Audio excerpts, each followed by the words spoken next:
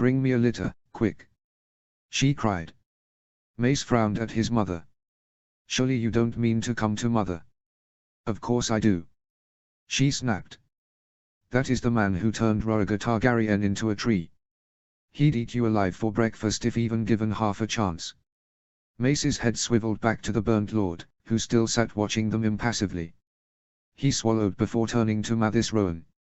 "What do you think?" he asked. "I advise caution, my lord," Lord Rowan said as he watched the burnt lord too. "We have no clue what he is capable of. He's lived through things that would kill most men." Mace nodded. He was amazed at fast his heart was going. You would think that he was about to greet the stranger himself instead of just treat with another Lord Paramount. He swallowed thickly before nodding to his retinue and spurring his horse forward. Mace trotted forward slowly, attempting to keep a sense of dignity about him, but if that expression that graced the burnt lord's features was a smirk, then Mace wasn't doing a good job. They rode out to greet the burnt lord and his companions, meeting them where the Starks waited for them. Mace's mother descended from her litter and leaned on the arm of one of her guardsmen.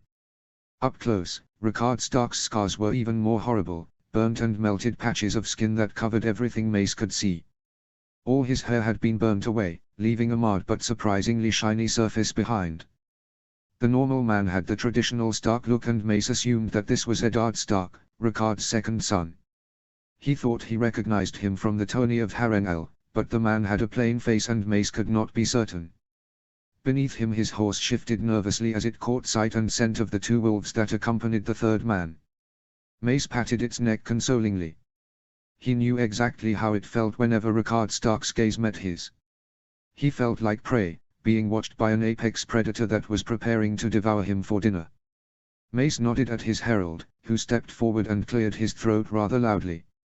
Rickard Stark's cool grey gaze shifted from Mace to the herald, who promptly burst into a declaration of all the lords present.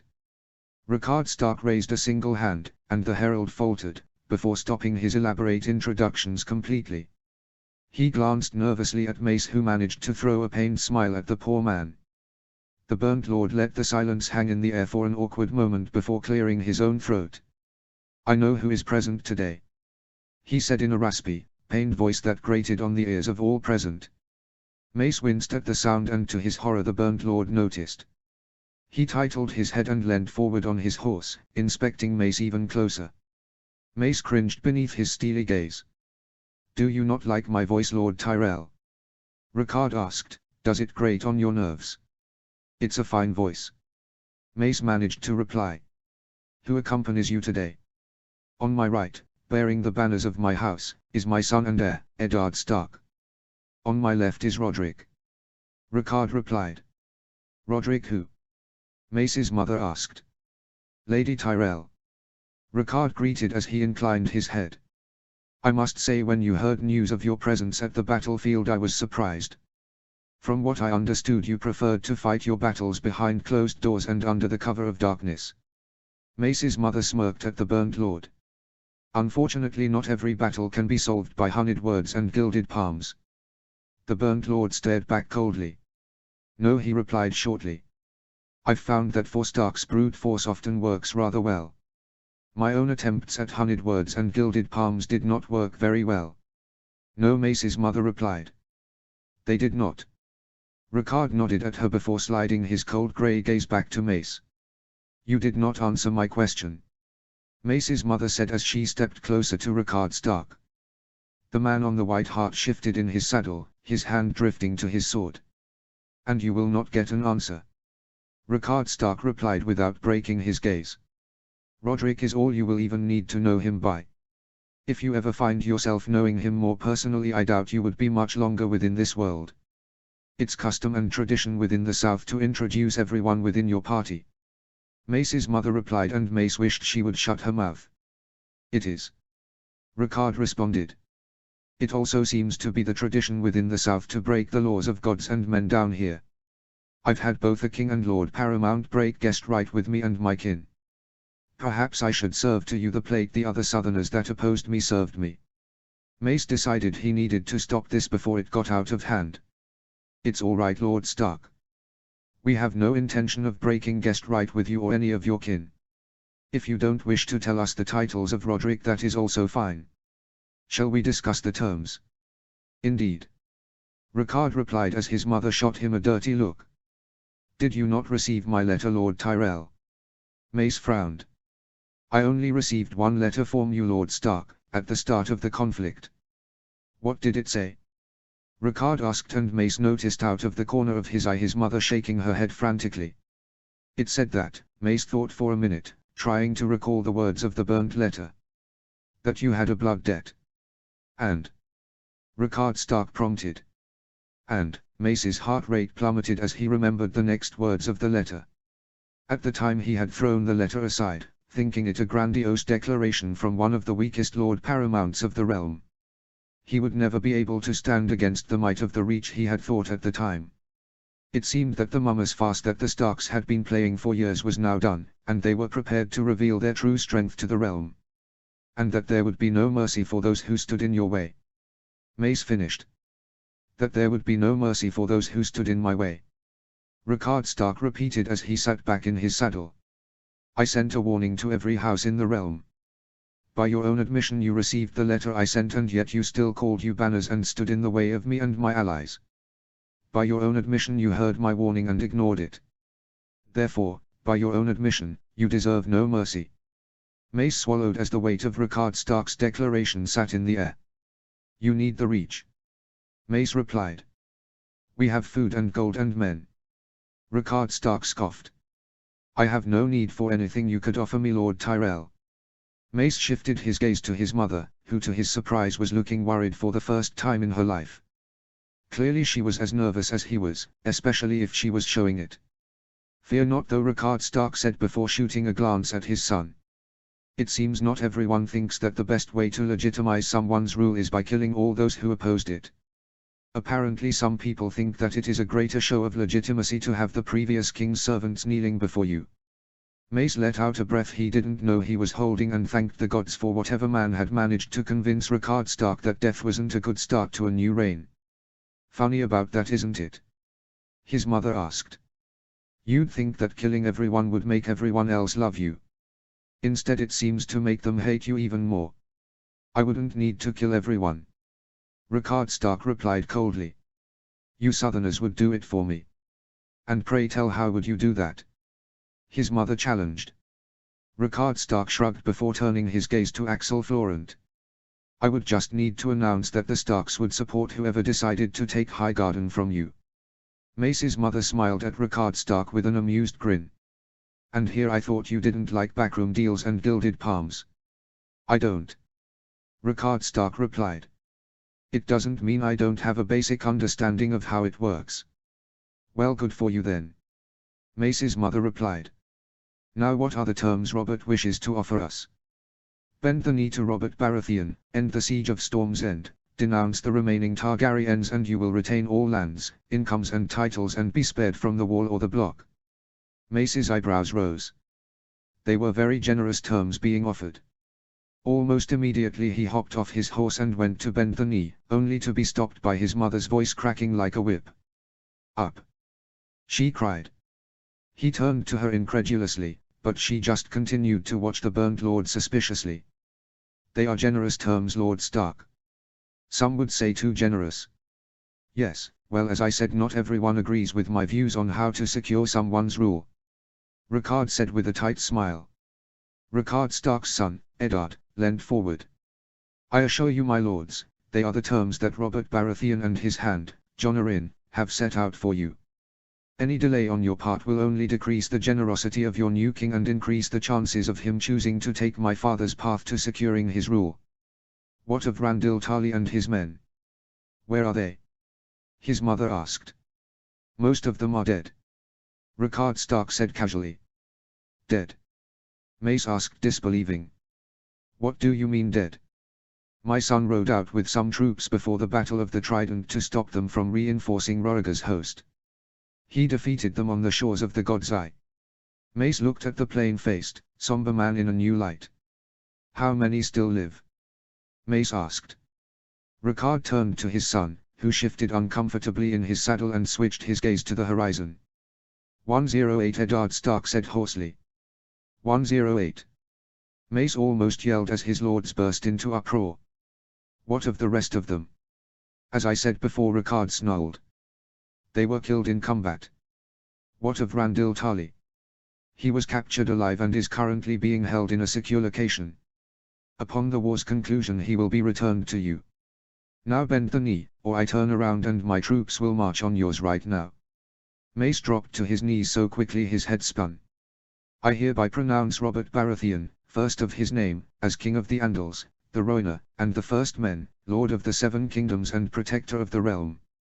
House Tyrell and the Might of the Reach recognize him as king and renounce the rule of House Targaryen. Ricard Stark nodded before raising his hand high in the air. Behind him, his army relaxed, bows lowering, spears rising, men standing out of crouches and horsemen relaxing. Come. Lord Ricard Stark called as he spurred his horse forward towards Storm's End. We have a prince of the realm in that castle over there. You can swear your oaths to him properly. Mace nodded and remounted his horse, pursuing Ricard Stark as he ambled his way through the Tyrell siege lines, towards the gates of Storm's End itself, gates that true to their name had weathered every storm of swords that Mace Tyrell had thrown their way. Notes. I should have said this yesterday, but I apologize for the delay in updates. I went through a really bad case of writer's block for about a week, but thankfully I managed to pull myself out of it pretty quickly. Happy Easter to you all as well. Thanks for the support you guys give, it really means the world to me. Chapter 57, Arthur 3, The Fall of Dragons. Summary. Arthur is here. Leave a comment and tell me what you think. Chapter text. The dragons had fallen. Rhaegar Targaryen, the last dragon, was dead. The news that Arthur had received told a horrible tale of a burnt lord, a silver prince, a black knife, and a tree that had grown in a matter of minutes, fueled by blood. Arthur felt sick when he had first heard what had happened. It only made him hate the Starks even more. Eddard Stark had betrayed his sister, and Ricard Stark had killed his best friend. Arthur swore to himself every night before he went to sleep that if he ever got the opportunity he would hunt them down and kill them both. Ashura still wasn't talking to him. She blamed him for losing the man she loved. She blamed Rhaegar as well. He wondered if Ashura was happy now with the news of Rhaegar's death. If there was one thing that Arthur was certain about though was that his sister would be shattered by the news of Elya's death.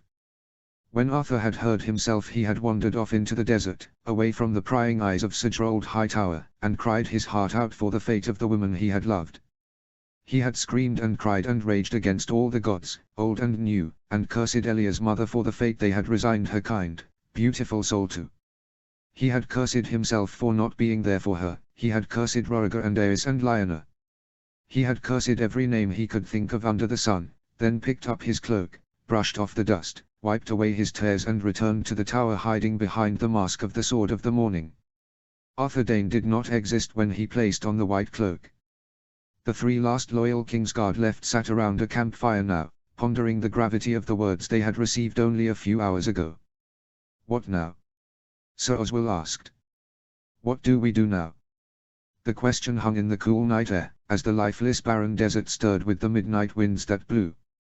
Sir Gerald had not spoken since they had received the news, often staring off into the distance with a haunted look. His lips moved wordlessly, though what he was saying Arthur had no idea. Sir Oswell glanced between the two of them, both of whom continued to ignore him. Sir Oswell rolled his eyes and leaned back against the sand, his bat-crested helm, resting next to him. I've heard the life of a sellsword isn't that bad. Oswell began and Arthur cringed. This was not the time for Oswell's japes. If that fails us, I'm sure we can take Arthur to lies. I've heard they're always in constant need of new pleasure slaves. How much do you reckon women and men would pay for a night with the Sword of the Morning? Oswell snorted in amusement at his own joke, while beside Arthur, Sir Gerald had closed his eyes and begun to breathe deeply. The Sword of the Morning, Oswell mused, maybe Arthur's specialty could be a morning poke for his guests. You know, like you get the night with him, and a parting morning quickie in the back rooms. I think we'd be quite successful. Who knows?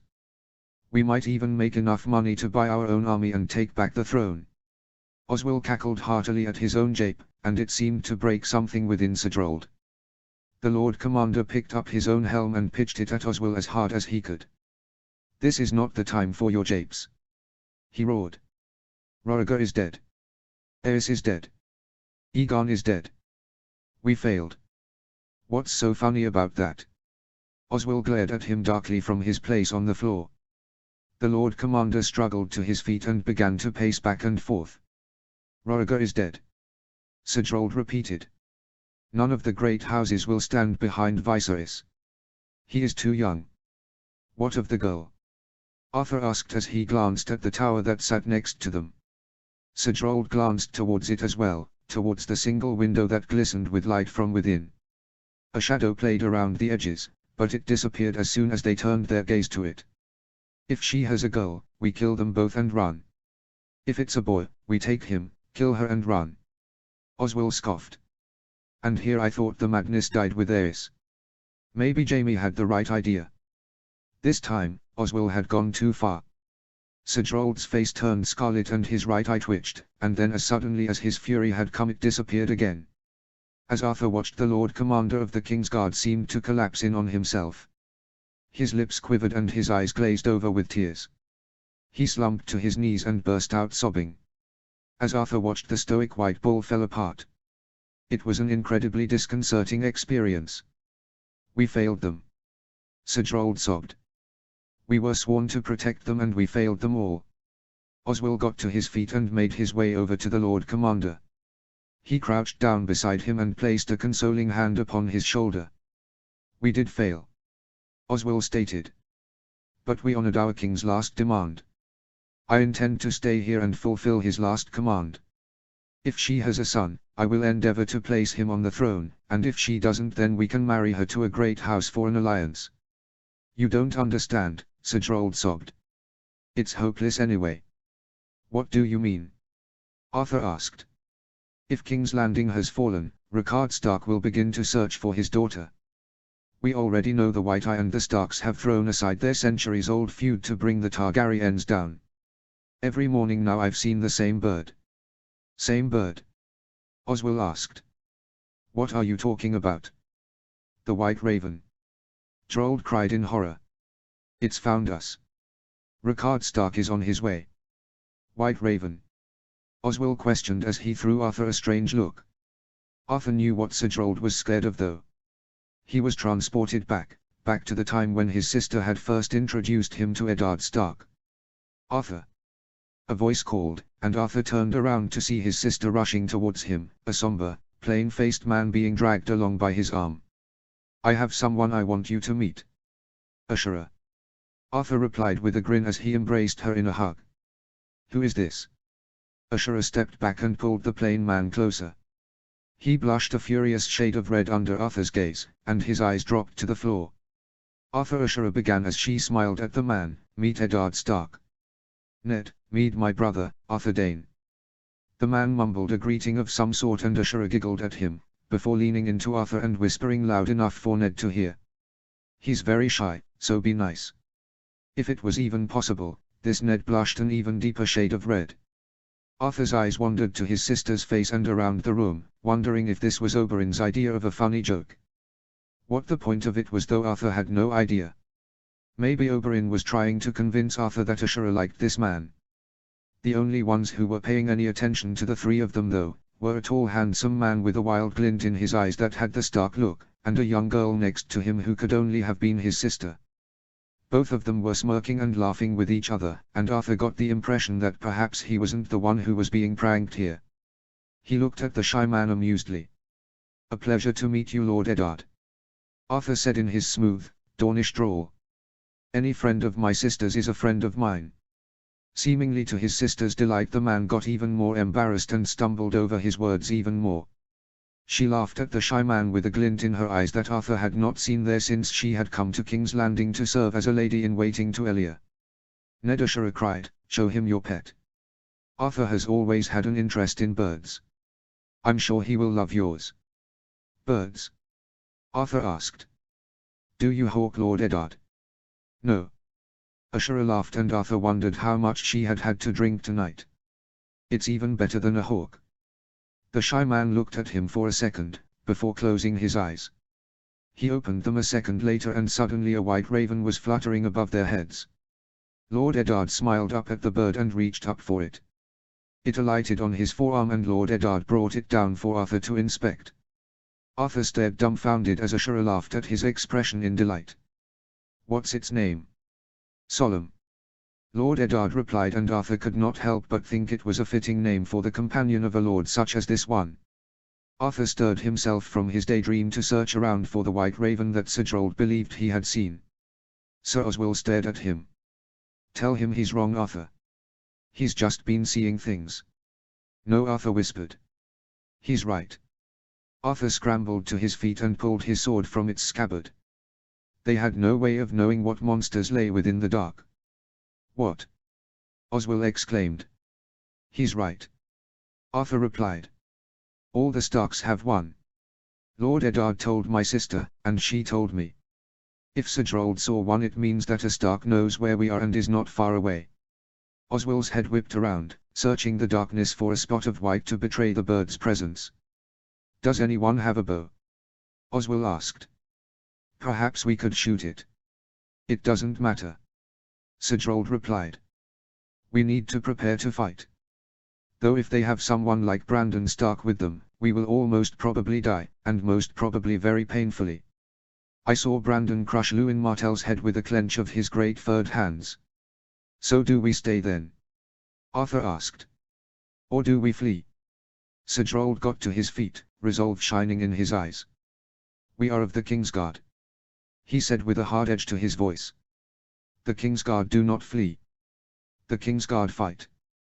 Chapter 58, Elia I, Mount Starpoint. Summary. Elia arrives at her home for the next few years. Leave a comment and tell me what you think. Chapter text. Elia Martell enjoyed a nameless existence she didn't think she had ever experienced in her entire life. It seemed being dead had its advantages. No more was she Elia Martell, Princess of Dawn, wife of Roriger, mother of Rhaenys and Aegon. Now she was a nameless face within an inn of other nameless faces, owned by another nameless man who didn't care for the nameless souls he was hosting apart from the coin he could extract from them. With Elia and her children were 4 of the strange men that had rescued her on the day of the battle for King's Landing. Gone was their strange armor and brilliant blades, and instead they were dressed in rough wool. No longer did they look like fighters, instead looking like some more people displaced by the conflict that had torn the realms apart. They had dyed Aegon's brilliant silver hair a dull black, and kept his head wrapped in a shawl of furs that kept his purple eyes in shadows. They were making their way north along the King's Road, to the northern fortress they called Mount Starpoint. The good Davos, well Lord Davos now, had gone with Byrne Salt Stark to King's Landing to take the northern army south to Storm's End. Elia missed the old man's gentle nature and flea-bottom accent. He had been a friend to Elia in the dark hours following Roriger's death and the fall of King's Landing. Rhaenys missed her new friend as well, even more so on the dark nights where she was plagued with night terrors of giants and piggy-eyed men that had come to kill her. She often woke up screaming and crying and could not be consoled back to sleep. They left the inn on the King's Road and a few hours later passed into the swampy lands of the Neck. Almost immediately, Elia noticed her guards relaxing. It must have been nice to return home. Not for the first time since leaving Dawn, Elia missed the sunny deserts of her childhood. She doubted it would be the last time either. Already the bite of the northern weather was affecting Elia. She often huddled beneath her furs shivering. She had no clue how the Starks had managed to survive up here for the last 10,000 years. Elia would have frozen to death within a week. The journey through the Neck was largely uneventful, apart from Rhaenys spotting one of the famed lizard lions lying nearby. They stuck to the King's Road and Elia's guards warned her of the dangers of wandering off into the swamps. It had become the watery grave of many an unwary traveler, a fact that only made Elia clutch Rhaenys and Aegon even closer. The boy had grown tremendously on the journey, and even to her surprise had managed his first steps the other day. They passed through the Neck and arrived at the gates of Moat Cailin. It was one of the greatest castles Elia had ever seen, and she felt for the souls of the Andals that had once tried to break through this mighty fortress of the First Men. It had 20 towers and wide, tall walls that forced any attacking army to be bottlenecked within a very small space. Its battlements were lined with catapults, scorpions and other instruments of war, and Elia could see the glint of steel from where the sentries patrolled. They passed through the gates without hassle, and Elia was even more amazed at the inside. It had a large hall that could have easily seated 1,000 men, almost as big as the one at Haran El, and a number of workshops that were manned by a small army of blacksmiths, leatherworkers, fletchers and armorers. One of her guards explained to Elia that the moat also had direct access to an underground dock that led directly to the Wolf's Moor. It was the ideal location for a fortress and could hold the north against everything short of dragons themselves. Though from what Elia saw she doubted many dragons would be able to survive the rain of scorpion bolts that the walls were capable of producing. From Moat Cailin they moved further north, passing through the shadow town of the moat and then up the King's Road and into the heart of the north itself. The roads were cobbled and raised above the ground, and had bronze signs every few leagues and at every crossroads with directions and distances to each of the major cities and holds of the north. It seemed the north had more cities than the south had given them credit for. The biggest city was White Harbor on the eastern coast, ruled by the Mandaealis.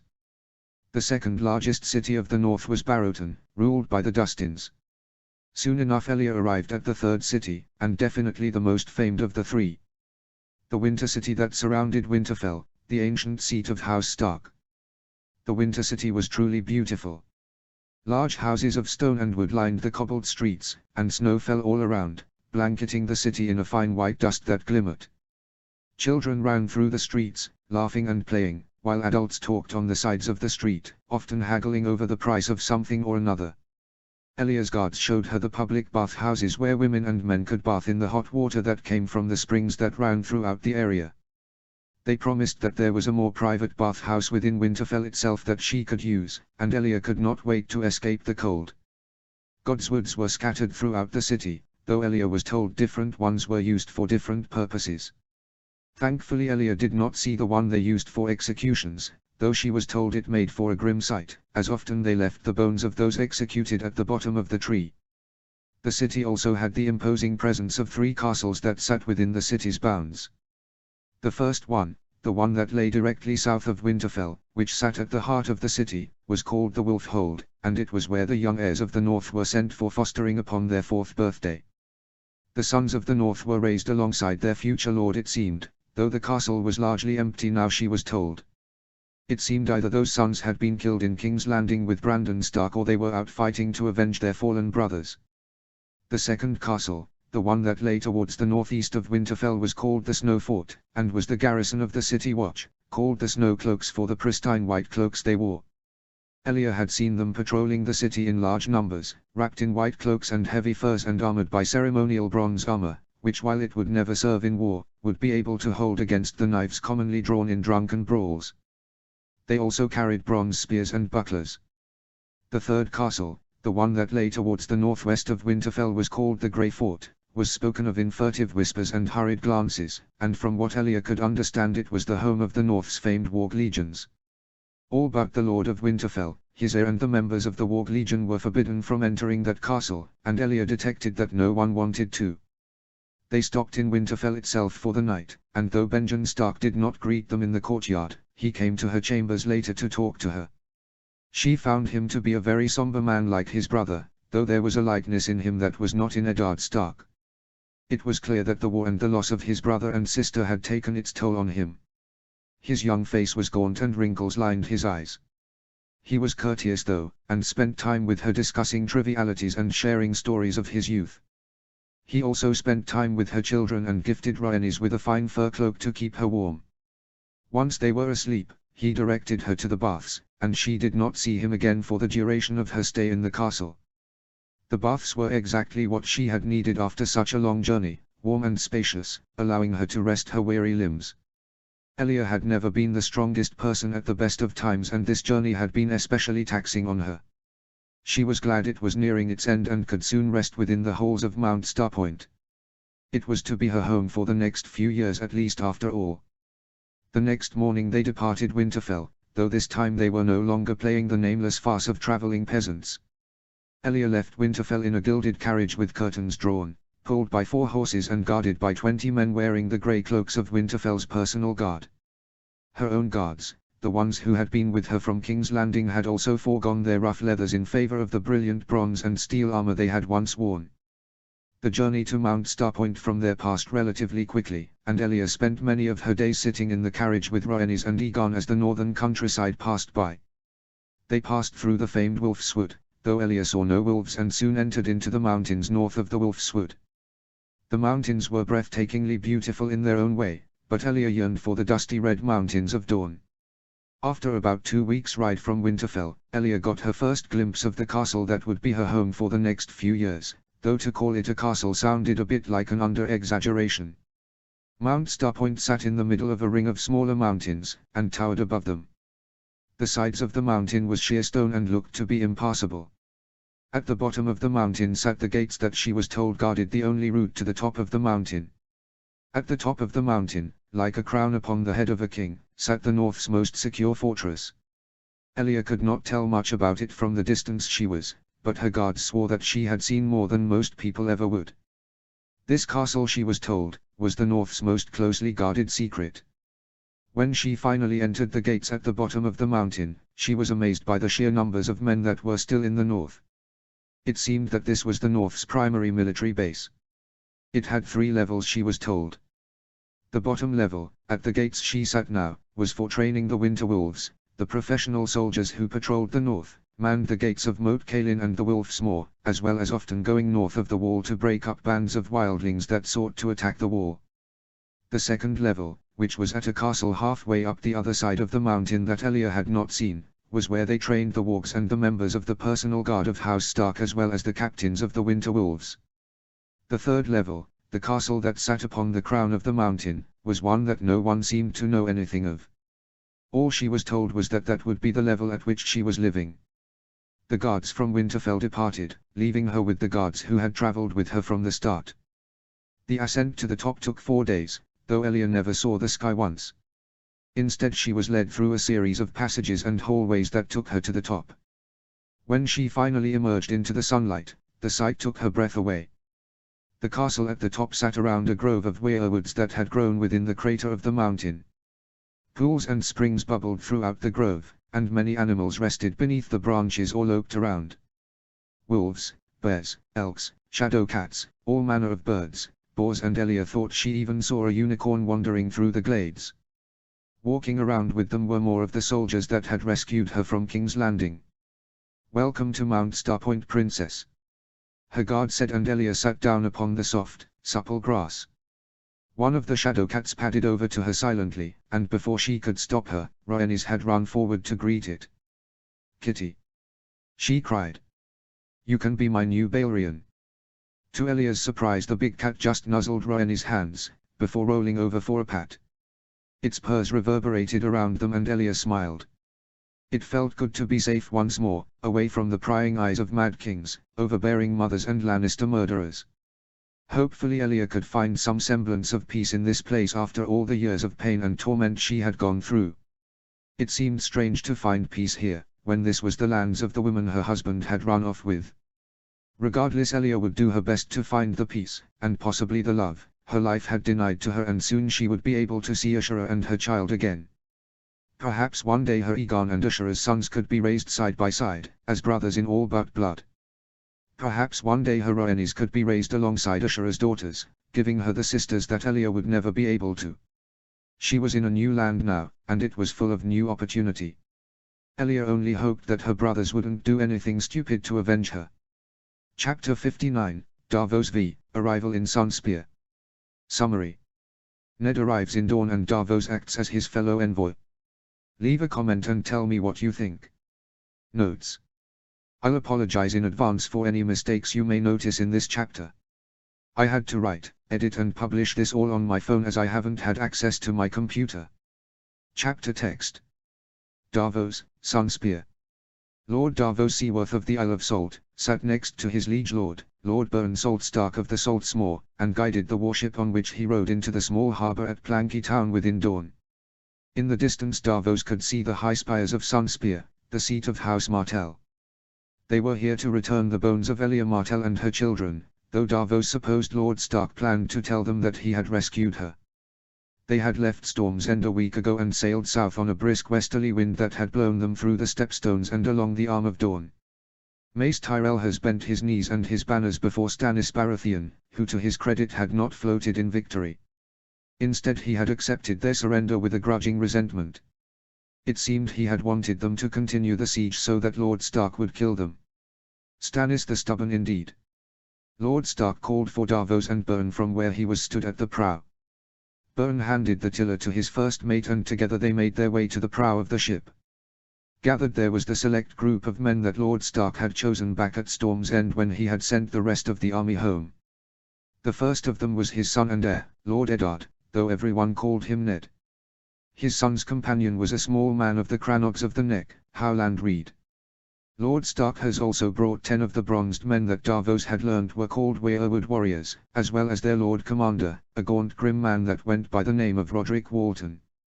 Roderick Walton was a strange man who rode a tremendous white hart and kept 2 wolves at his elbows and an eagle on his shoulder. The man was an enigma Davos was yet to figure out. Lord Stark's final companions had been the captain of his household guard, Martin Castle, and the man he had taken for his squire, the youth Davos had rescued from the Black Cells, Ethan Glover. The boy had changed tremendously from the broken shattered being he had pulled from the dim and grimy cells. His eyes sparkled with a life he did not once have, though Davos detected a hint of darkness within his gaze. Considering what he had been through, though Davos was surprised the darkness had not consumed him. If there was a man present that darkness had consumed, though it was Lord Stark, though Davos heard he went by the name of the Burnt Lord. Just thinking of the name sent shivers down Davos' spine. The man turned his gaze to Davos now and Davos did his best not to quail beneath its stormy gaze. We need to choose who will accompany Ned into Sunspear to speak with Prince Doran. Lord Stark spoke. Almost immediately the young squire jumped at the opportunity. Let me go, he pleaded. Give me the chance to serve you. Lord Stark glances at the boy for a long cool moment before shaking his head. No, he rasped. You are not ready yet. The boy's face crumpled and he looked heartbroken for a second, before stealing his gaze and shifting his dark gaze to the horizon.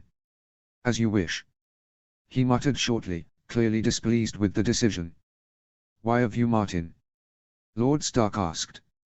Will you accompany Ned? Martin Castle glanced at the young Lord Eddard apologetically. With all due respect, my lords, my place is by your side, Lord Stark, not by your son's. I don't trust someone to not attempt to harm you while here. Lord Stark looked more bemused than concerned with Martin's sentiments, though it was hard to tell with the burn scars that covered his face. I've survived burning by wildfire, Martin. These Dornish vipers don't scare me. Perhaps not, Martin replied. But they scare me. Lord Stark smiled in his gruesome manner before turning to the Lord Commander of the Weirwood warriors. What of you, Roderick? Next to Davos Byrne-Salt Stark stirred. May I make a suggestion, my lord? Of course, Lord Stark replied. You can't go because they would be just as likely to kill you as let you in. I can't go for very much the same reasons. We can't send Roderick or his men because they are meant to be our secret weapon, meaning we've had to keep them out of the public eye. That leaves us with 2 options, either Ethan, who you've already told no, or we can send Lord Davos. Me? Davos asked in shock as he looked at Byrne incredulously. Him? Lord Stark asked as he glanced at Davos. Why him? To Davos' surprise, it wasn't Byrne that jumped to his defense but instead Lord Eddard. Yes, Lord Eddard said as he watched Davos with his foggy grey eyes. Him? Why me? Davos asked, though he noticed that Lord Stark's query has stopped and instead he was staring at Davos intently, inspecting him with his cutting grey eyes. You are a smuggler, Lord Davos.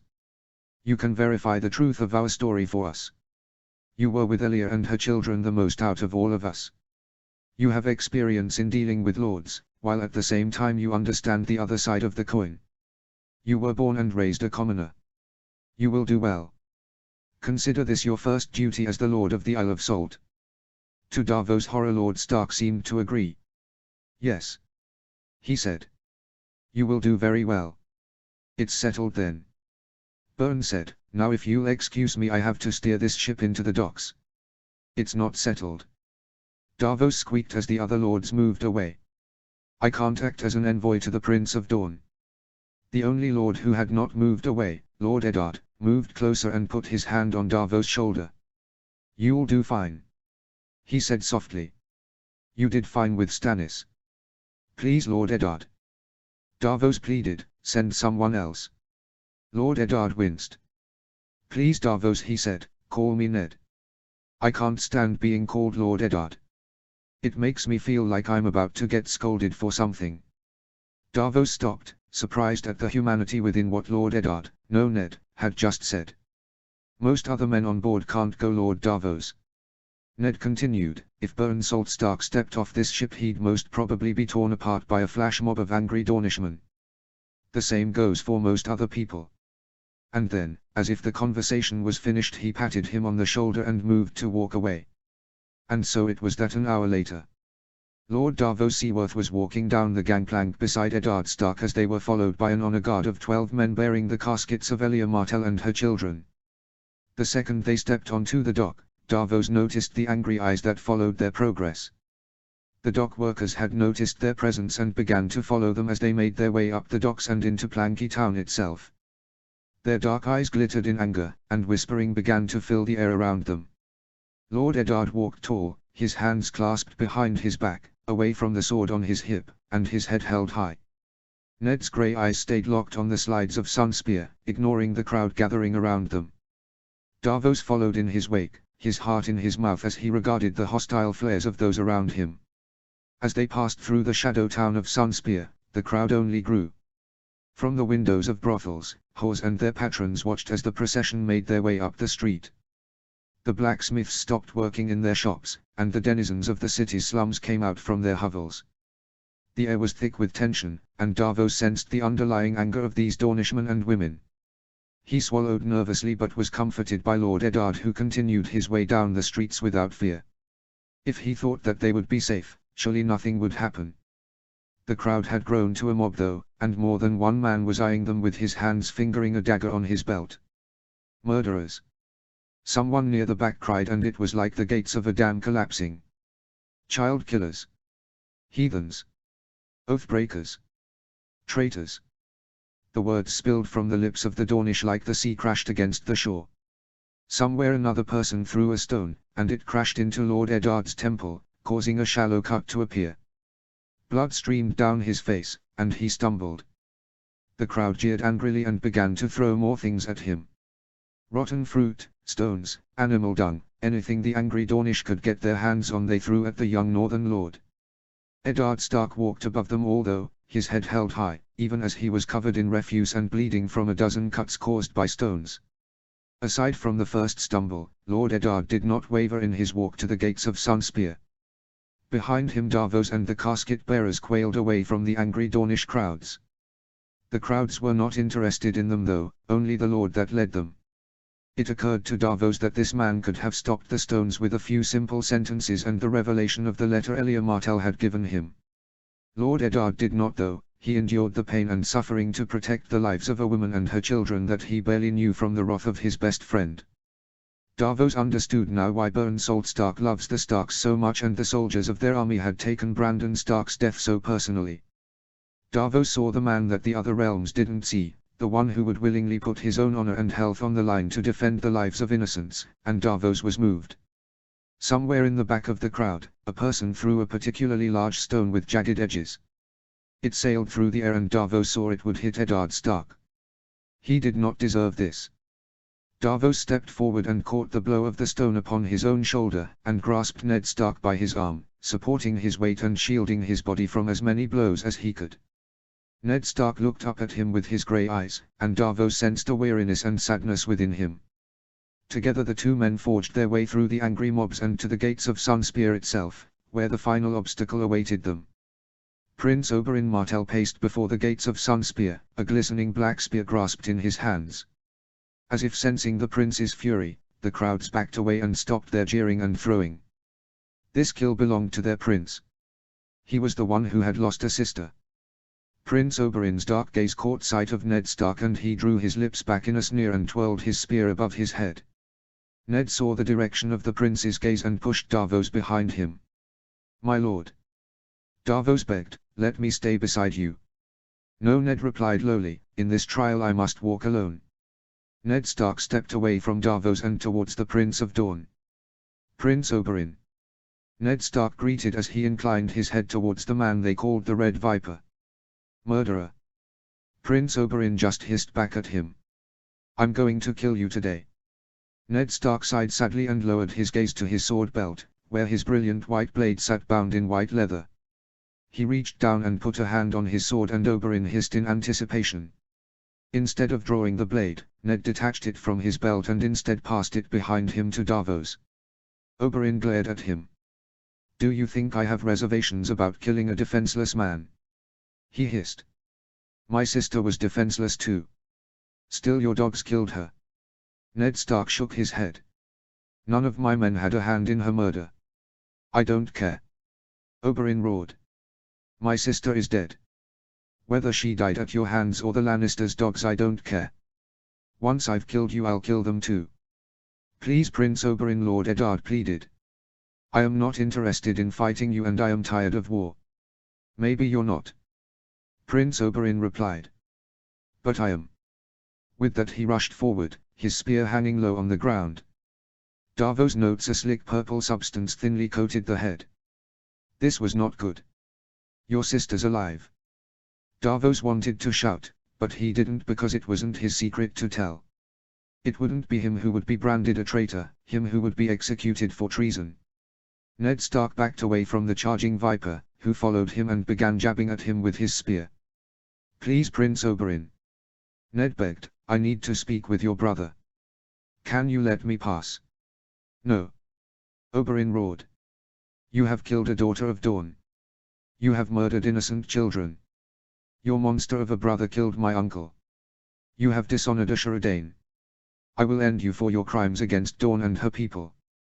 Oberyn's declaration was met with a loud cheer from the onlooking crowd, though Davos noticed Oberyn's final declaration, the one regarding the Lady Ashera Dayne, has stirred something within the young lord.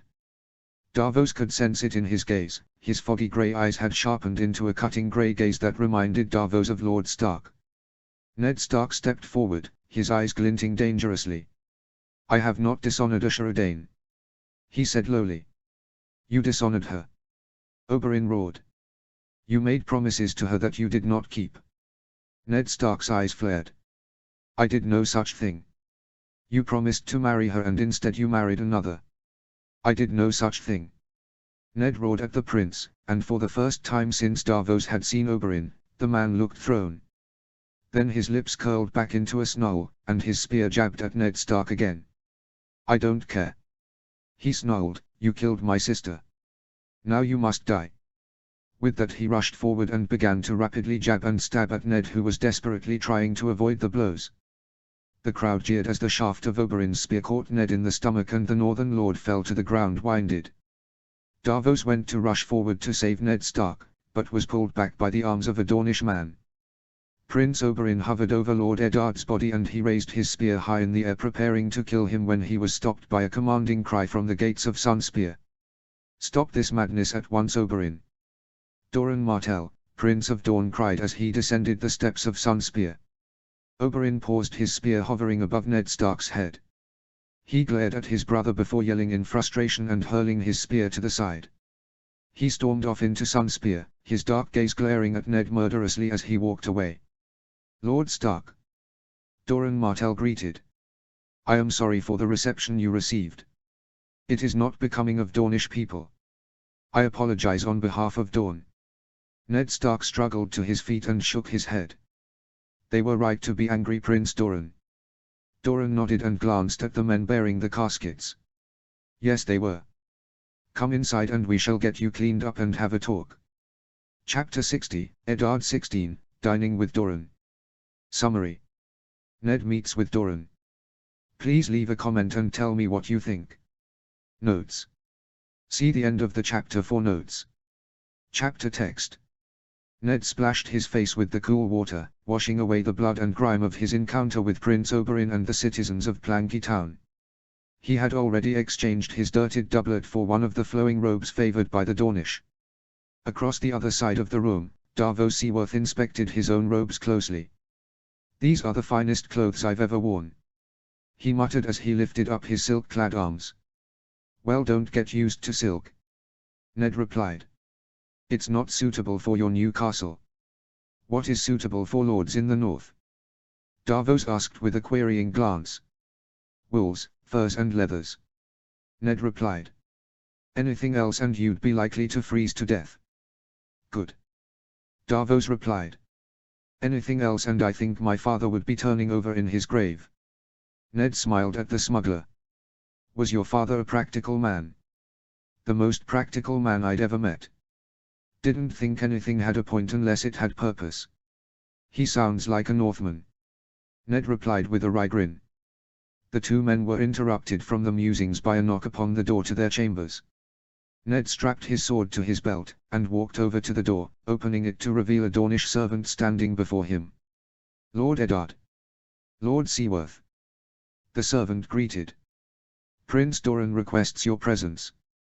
Ned nodded and turned to Davos, who strapped his ever-present knife to his belt and followed Ned out the door. The servant led them through the halls of Sunspear and out onto a balcony overlooking the bay. Prince Doran waited for them there, a table of Dornish dishes compiled before him. Lord Eddard. Prince Doran greeted as he rose from his chair upon their arrival. Lord Seaworth. Prince Doran. Both men replied as they bowed their heads in deference. Please, Prince Doran said as he resumed his seat. Have a seat. Share with me my midday meal. Thank you, my prince. Ned said as he took his own seat. Davos sat down next to him, clearly unsure of what to do in such distinguished company. The servants moved about them and filled their goblets with wine, and their plates with heapings of the Dornish dishes present. I hear you've recently acquired some new titles, Lord Seaworth. What did you do to deserve such an honor? Next to Ned, Davos shifted in his seat, squirming under the prince's gaze. I just smuggled some men and supplies into Storm's End. Yes. Doran said as he sipped from his wine. My contacts did tell me that you were once a smuggler. Quite a famous one too, if I'm correct. Davos' face flushed scarlet. Yes. He replied tersely. I was famous within certain circles. Whatever did you do to deserve such fame? Doran asked as he frowned into his plate of food. My contacts are notoriously hard to impress, yet somehow they were impressed with you. They even went as far as to ask if they could come and talk to you. Oh. Davos replied, looking a bit surprised, before glancing fearfully at Ned. It doesn't matter anymore. I'm not a smuggler anymore. Ned smiled at the smuggler, before switching his gaze back to the prince. He managed to get through the Wolf's Maw without a pilot. Doran's eyebrows rose in surprise. Well, he said with a wry grin. That is a rather impressive feat. I can see why they wanted to talk to you. Davos burrowed deep into his seat, clearly embarrassed by the attention, and Ned decided to save him from further self-embarrassment. Davos is a lord now, and has put his past activities behind him. Once we've left Dorne, we'll be returning home to show Davos his new holdings. Doran's wry grin melted off his face and turned into a bitter snarl. And what have you come to Dorne for, Lord Eddard? Ned swallowed nervously. To return the bones of your sister and her children. Is that all? Ned shook his head. I have come as a representative of House Stark, not of the Iron Throne. I have come to apologize for what happened to your sister and her children. Why are you apologizing? Prince Doran asked as he narrowed his eyes at Ned. Are you guilty of her murder as my brother believes? Ned shook his head, before throwing a glance to the servants gathered around the room. Doran saw his gaze and smiled at him. Don't worry about what you say. These servants are loyal to me. What I say will not pass beyond these walls. Ned closed his eyes, and when he reopened his eyes, his white raven, solemn, was sitting on the table before him. Doran's eyes narrowed as he saw the white bird. Is this some of your northern magic? He hissed. The same magic that killed my uncle. The bird flitted around the room and peered into every nook and cranny. It tapped with its beak on the wall a few times, but returned to Ned and squawked its approval. What did it just do? Doran asked with narrowed eyes. Excuse Solemn's actions. Ned replied as he reached into his doublet. With the war at an end, the White Eye will resume its illegal activities soon, if it has not already. One of the lesser-known things that the White Eye sells is information. He was just checking for animals that could be used to listen in our conversation. Doran's eyes widened in surprise. Ned pulled the letter from his inner pocket and extended it across the table to Doran. A letter from my father, Ned explained as Doran took the letter from his grasp. Doran broke the plain grey wax seal and began to read.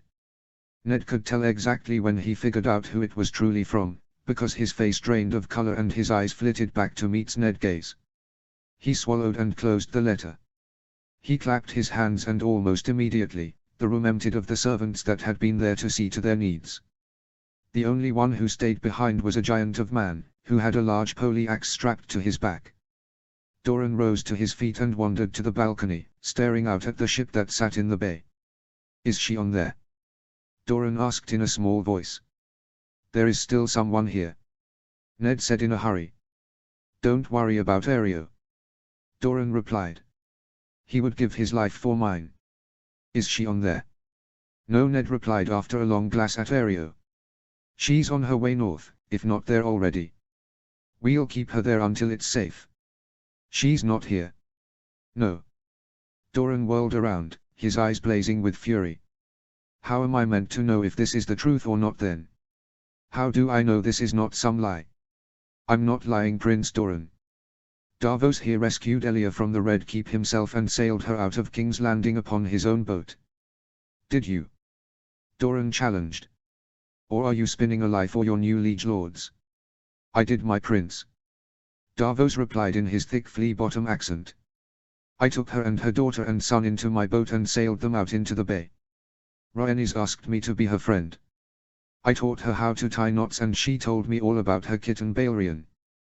"Balerion," Doran murmured. He turned around and picked the letter back up, before reading through it again.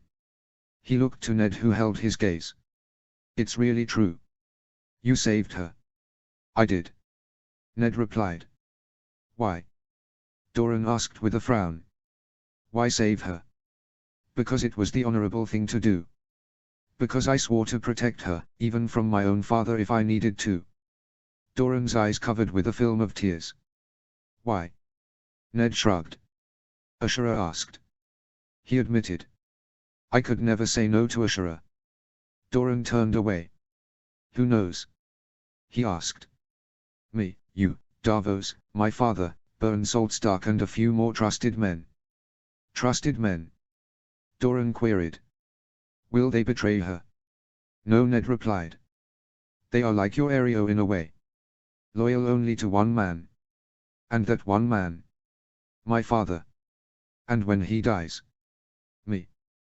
Doran nodded as if satisfied. "Bern Saltstark. The one who the Lannisters accused of sinking the ship she was on?" "Yes." Ned snarled. "The very one who was responsible for saving your sister is accused of killing her. It wears on him more than he lets on. Extend to him my most sincere thanks." "I will." Doran nodded. "Who am I allowed to tell?" "No one," Ned replied. "The more people that know, the more danger she is in." "What about Oberyn?" Doran asked. "He will want to know." "No," Ned replied forcefully. "Oberyn's hate is the perfect cover. No one will believe she still lives if Oberyn openly despise me and my men. If he is not, then the idea she still lives is more plausible." Doran's face twisted and he was clearly torn. "He will do as I ask. He can act when he needs to." Ned shook his head regretfully. "If this is to work, it has to be genuine, not an act." Doran still looked torn on the matter, and Ned knew he had to seal the deal or Elia's existence would be uncovered. "I promise when the time comes I will return Elia to you. I will also allow her children to foster here for a year or two when they are older, though they will foster separately. As long as you keep the truth to yourself they will be fine." Doran still looked torn, but nodded his head. "Good," Ned said as he lifted his cup of wine to his lips. "But be warned, Prince Doran. If I hear any rumblings of Elia's survival, or Dawn raising up for Viserys, or Aegon, or Rhaenys, I will not hesitate to kill them." Doran looked at him surprised. "You wouldn't kill them. You saved them." "You're right," Ned acknowledged. "I would have problems killing them. My father, however, would have no such reservations." Doran swallowed nervously. It seemed the burnt lord's reputation extended even to the deserts of Dawn. Dawn will not rise again. He confirmed, but when will I see my sister again? When the realm is ready to know the truth. What if that may never be? Then I will organize for her to visit you somewhere. In one of the free cities perhaps. Or within the stepstones. Wherever you can meet safely. I will hold you to your word, Lord Stark. I will uphold it. Good. Doran replied. Where are you off to now? Ned grimaced. I'm off to marry the mother of my children and then find my sister. Notes. Only 10 more chapters to go in the Roberts Rebellion arc. Chapter 61, Ashura 6, Tears for Fears, Fears to Tears. Summary. Ned and Ashura finally meet again. Please, tell me how I did. I'm really unsure about this chapter and wanted to get it right. If you feel like it's no good, let me know so I can fix it. Chapter text. They said Ashura was like a ghost nowadays, a shell of her former self. They thought she didn't hear, but she heard. Servants never were very good at keeping secrets. They blamed it on the pregnancy, but Ashura knew better. Her waxy skin and hollow eyes was not the fault of the babe that grew within her. It was not because of the baby that servants whispered she would lose, but instead for the life she had lost. Elia was dead. Ned had married another. Arthur had betrayed her. The 3 most important people in her life were gone. Her best friend. Her lover. Her brother. They said that Elia had been raped before she was killed. They said Ned had killed her killer with his own arm. Ned had failed in all his promises to her. She wondered how she had ever read him so wrong. No, she surmised, it was not him she had read wrong. It was the man that entire realm had read wrong. Rickard Stark. The Burnt Lord. He was one who had sworn to kill Elia. If there was anything Ashura knew, Rickard Stark always fulfilled his oaths. He always paid his debts. Rhaegar and Aerys has learned that the hard way. So it seemed had Elia. Aerys and Rhaegar has deserved their fates though. Elia was an innocent woman who had been in the wrong place at the wrong time. Ashura's heart almost burst from pain when she thought of the fates of Rhaenys and Aegon. They said that Aegon had had his head crushed against a wall. They said Rhaenys' little chest had been crushed in by Amory Lorca's meaty hands. They said many things. Last Ashura had heard Ned was in Sunspear, meeting with Prince Doran and returning the bodies of Elia and her children. Ashura knew where he would be coming next. Soon her gaze would meet his foggy grey one. Soon she would feel his arms again, though now with the knowledge that their warmth would never belong to her. Ashura was at the top of the Palestone Tower when she first saw the sail upon the horizon. The ship was clearly northern, of a swift but strong design. The most telling sign was the running grey direwolf that flew from the mast's head. Ned was near. Ashura's stomach clenched in anticipation and she felt the blood rush to her face. Her heart rate picked up as she watched the sail draw closer and closer. She almost snarled when she saw the ship Ned had chosen to bring him here. The Salty Wolf. A ship that Ashura had last seen when she was crossing the Bight in what seemed like another lifetime. Burn Salt Stark. If Elia had not died at Lannister hands, it was this man who had killed her. This man knew of his liege lord's wishes, had been there on the day Rickard Stark has sworn to kill her. Perhaps the man had sought his lord's favor and decided to kill Elia as they fled. Ned had spoken highly of him though. Had she read Ned so wrong? No, her heart told her, but her head sung a different song. A glance at her wrist ensured her that the gods agreed with her heart and not her head. Her mother had raised Ashura in the light of the 7, but she no longer believed in them. Instead she kept her faith in the old gods, the gods of Ned and the North. When Ashura was beside the weirwood tree within Starfall's Godswood, she felt closer to the father of her child. The smell of Ned seemed to hang in the air, a smell of pine and snow and wood smoke. When the tree's branches moved they seemed to speak with Ned's voice. On some days Ashura could not bear to be amongst the trees for her heart hurt too much. On most days though she spent entire days lost amongst the boughs. It was the last place in the world where she felt truly at peace. Everywhere else just brought out the demons within her own mind, demons that were growing disturbingly loud. A knock sounded on the door to the chambers and Ashura lifted her haunted gaze to the door. "Come in," she called, and the door opened to reveal her sister Illyria. Ashura smiled weakly at her. "Hello," she said as she struggled to her feet with her swollen belly. "The guards say Lord Stark will be here within the hour," Illyria said as she skipped into the room. "He also said one of hers to go since Papa and Aaron aren't here." Ashura nodded weakly. "I'll go," she said. Illyria nodded and rushed over to the window where she could see the incoming ship. It had just pulled into the docks, and men were throwing ropes over the side and mooring the boat. Ashura couldn't be sure, but she thought she saw Ned's solemn figure standing at the prow, looking upwards towards the castle. Her heart leapt into her throat. Gods, he was really here. He was here. He was coming. Ashura drew herself together and stepped away from the window. "Get the servants to draw a bath for me and a dress. Preferably one of purple," Ashura ordered, and Illyria nodded and skipped away to follow her bidding. Gods, Ned mightn't be hers anymore, but she would not let it show how much it had upset her. She was Dornish for goodness' sake. The Dornish had endured dragons, Ashura was sure she could endure one quiet wolf. Though that was not what they called him anymore. Ned was now the stranger's wolf. Ned had defeated Randil Tarly in battle when he was outnumbered more than 6-1 apparently. The servants entered her room with a tub of steaming water infused with lavender oils. They set it in front of the hearth, and Ashura stripped of her clothes and lowered herself into it. The hot water soothed Ashura's aching back and feet, though did little to help her churning stomach or pounding heart. The servants moved about and washed Ashura with wet sponges, wiping away the grime and sweat of childbearing. When she was scrubbed so well her pink skin glowed, Ashura rose from her bath and dried herself off. Her handmaidens picked her out a flowing silk and satin dress of purple embroidered with silver stars, and Ashura put it on. When she was ready, she descended the staircase of the Palestone Tower, and out into the courtyard where much of the household was gathered.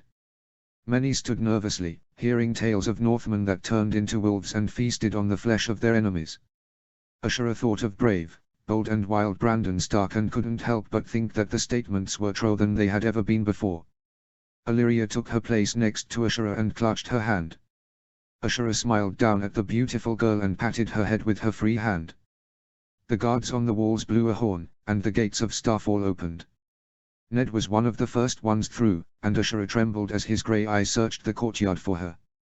Their eyes met and Ned's face burst into a wide grin, a grin that brought back memories of a lapping lake and burned towers. Of promises whispered in the dead of night and kisses stolen behind trees. Of a screaming weirwood and a wooden bracelet that encircled her wrist even now. She smiled back, though she knew the smile never reached her eyes. She just hoped Ned would not be able to tell. Damn him though, damn and his foggy grey eyes that cut through her soul and made her want to burst into tears. She steeled her spine and refused to crack though. From Ned's expression though, he knew something was wrong. His smile fell away and instead he moved his gaze from her eyes to take in the rest of her body. His eyes widened in horror as he took in her gaunt cheeks, pale skin and swollen belly. Then without warning the damned man dismounted his horse and rushed across to her. Ashura, he seemed to breathe and sob all at once as he embraced her in a hug. Ashura wanted nothing more than to return the hug, but he wasn't hers to hug anymore, and her arms stayed at her side, refusing to respond to her wishes to pull him into her own arms. Ashura? Ned asked with a querying look as he pulled back. What's wrong? His smell was invading her sense, breaking down the chains she had placed upon her own heart. She had to do something, anything. Say something, her mind screamed. Hello, Ned. She managed to murmur, but her gaze refused to meet his. Ashura? He asked again. Look at me. As he had done once though in the mountains of the moon, though she turned her gaze to the skies. And as she had done once in the mountains of the moon, Ned pulled her face down to meet his. Ashura? He whispered. I love you. Once those words were all Ashura would have wanted to hear. Now though she couldn't hear them without seeing the ghosts of her past running before her mind's eye. Elia, Rhaenys, Egon. She couldn't take this anymore, she had to get away. Away from the man who had broken her heart so badly. Without thinking she turned and ran, her feet aching horribly and the babe within her stomach kicking fiercely. It's all right. She whispered as she rubbed her hands over the swell soothingly. It's all right. Her eyes were blinded tears that yearned to break free. Ashura was Dornish though and stronger than the quiet wolf that she had left far behind. Her feet wandered and where they took her she did not know, nor care. She just had to get away. When her eyes cleared she wanted to burst into another round of sobbing. Her feet had dragged her before the heart tree of Starfall. Its carven face bore into her soul, and Ashura was both comforted and torn by its soul-searching gaze. She lowered herself to the ground and rested her aching feet once more. She closed her eyes and leant her forehead into the tree. Unbidden, a series of visions sprung into her mind. Ned and her sitting on the shores of the God's Eye, laughing and sharing a bottle of wine Ashura pilfered from the feast. Ned and her crouched on a boat as the waves tossed it to and fro. Ned thrown in a cell by men wearing the colors of House Tully. Another man entered the cell, his wild red hair and beard surrounding her. "You really love her, don't you?" he asked, and Ned stood up, his eyes narrowed. "More than anything on this earth," he replied. Ned standing on the shores of the God's Eye once more, though this time she wasn't there. Instead of the wools and furs he had once been clothed in, he was now covered in grey armor and wielded a brilliant white blade like Arthur's, though it was covered in blood. A man stood next to Ned, his bronze armor glinting in the light. Rickard Stark and Rhaegar Targaryen, at the end of Rhaegar's life. Blood was pouring from a hole in his chest, yet he continued to whisper the same words over and over again. "Only a dragon can kill a dragon." Ned fighting his way through the streets of King's Landing, his sword falling against Targaryen and Lannister guard alike. He was rushing up the steps of a tower now, one that Ashura recognized. This was the corridor that led to Elia's chambers. The guards were already dead, their bodies mangled and thrown aside. Ned kneeling before a heart tree. "Keep her safe," he prayed. "Keep her safe wherever she may be." Ashura felt a hand upon her shoulder, and as suddenly as they began the visions stopped. She turned her head to see Ned standing behind her, his worry etched into the lines of his face. "Ashura," he pleaded. "Speak to me. What's wrong?" Ashura's resolve broke with the reminder of what she had lost and she burst into sobs. "What's wrong?" she sobbed. "You promised to marry me. We knelt before the gods and demanded a betrothal and you broke it." Ned stepped back, looking genuinely surprised. "You believed them?" he asked. "Believed them?" she scoffed, her sadness being swept away by a tide of anger. She furiously wiped away her tears. "Believed that you married another?" "Of course I did. We both knew Hoster Tully's price for his armies. He delivered his end of the bargain, so clearly you must have too." To Ashura's fury, a smile played across Ned's features before he began to chuckle. She slapped him hard. "Don't laugh," she hissed at him, though this only served to make him more amused. So she slapped him again. Ned stepped back from her this time, outside of the range of her flailing palms, and rubbed his reddening cheek. "I guess I deserved those," Ned admitted. "Of course you did," Ashura almost screamed. "You deserve much more than that too." Ned stopped smiling and stepped back towards her, catching her wrists so she couldn't slap him again. "Jon was right," Ned said, and Ashura felt the heat rush to her cheeks as those words brought back the memory of another night with Ned. "I do have a duty," Ned said as he lifted his arm. His sleeve fell away to reveal a white weirwood bracelet still attached. Ashura frowned, confused. "Why did you keep it?" she asked. "Did you not keep yours?" Ned asked, and he looked genuinely hurt. Ashura looked away, furious at herself for not throwing hers away. "No," she finally admitted. "I kept mine too." "Well then," Ned said with a shaky grin, "I believe we can finally get married." Ashura's eyebrows rose on her head. "I wasn't aware the gods allowed for men to marry more than one woman. Last I checked you weren't a Targaryen." Ned rolled his eyes at her. "Ashura," he said, a little exasperated, "I didn't marry Catelyn Tully." Ashura felt her heart stop. The weight of Ned's declaration hung in the air for a long moment. "You didn't?" Ashura finally managed to respond. "No," Ned replied as he took her face in his hands. "I promised to marry you. I intend to keep that promise." Ashura's mouth fell open, and she wasn't sure how to feel. Her skin tingled and seemed to be running red hot one second, and freezing cold the next. Goosebumps rose on her arms, and Ned's touch had become like heaven on earth. She breathed out once, and then she burst into sobs and pulled Ned into her arms. Their lips crashed together, and Ashura savored the feel of Ned's skin on hers. She was crying and laughing at the same time, her head and heart feeling a lightness they hadn't felt since Arthur had imparted the news that Ned had married another. For the first time in months, the demons within her own head were silent. After a moment Ashura realized the burning within her chest was not actually a breaking heart being mended, but instead a desperate need to breathe. They pulled apart, and Ashura sucked in great lungfuls of fresh air. Life seemed so different now. The sun was brighter, the birds were louder, and the heart tree's gaze seemed more comforting than ever. Tears sprung to her eyes as she watched Ned smile down at her. Ned's fingers traced over her cheeks and wiped away her tears with the pads of his fingers. "Don't cry," he whispered as he pulled her even closer. "Soon this nightmare will be over." At the mention of a nightmare, Ashura's thoughts were turned to the nightmare that must have been the final moments of Elia's life. Suddenly feeling so happy felt so wrong. She pulled away from Ned's grasp and stepped back to the tree. "Ashura?" Ned asked, confused. "What's wrong now? Tell me the truth, Ned," she demanded.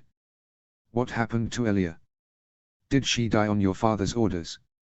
Ned glanced around, inspecting the godswood, making sure no one else was around. He stepped towards her and drew her into another hug, before lowering his mouth next to her ear. He used her raven hair to cover his mouth, so none would see what he was doing. The touch of his lips still excited her, but Ashura had a duty to Elia to fulfill, and a duty to Dawn to find out the truth. "Ned," she warned as she tried to pull away, but Ned's iron grip trapped her against the tree. "Elia lives," he whispered in her ear. "She's in the north now with Rhaenys and Egon. The first thing we'll do when we get home is visit her." Ashura looked up into his eyes, not sure whether to believe him. "Do you promise?" she asked, remembering this was the man that had fought his way across the realm to marry her because he had promised. "I promise," he replied as he smiled down at her. "Good," she replied. "Then we will speak no more of this until we are home." She linked her arm with Ned and together they began to walk from the godswood. "For now though," Ashura continued, "you must tell me how the quiet wolf became the stranger's wolf." To Ashura's delight, Ned blushed a deep shade of red, looking all the more like the shy man she had met in the shadows of the towers of Harrenhal, before the smiles had died and before the world had gone to hell. Ashura's hell though had turned into the seven heavens itself. The only thing she needed now was her brother back by her side and all would be right within the world once more. Chapter 62, Eddard 17, Before the Eyes of Gods and Men. Summary. Ned gets married. Leave a comment and tell me what you think. Notes. So sorry this is late. It should have been up last night but my internet has crashed. Forgive me please, and I'll try to put a second one up later tonight. Chapter text. Eddard Stark has been shocked when he had first laid his eyes upon Ashura Dane.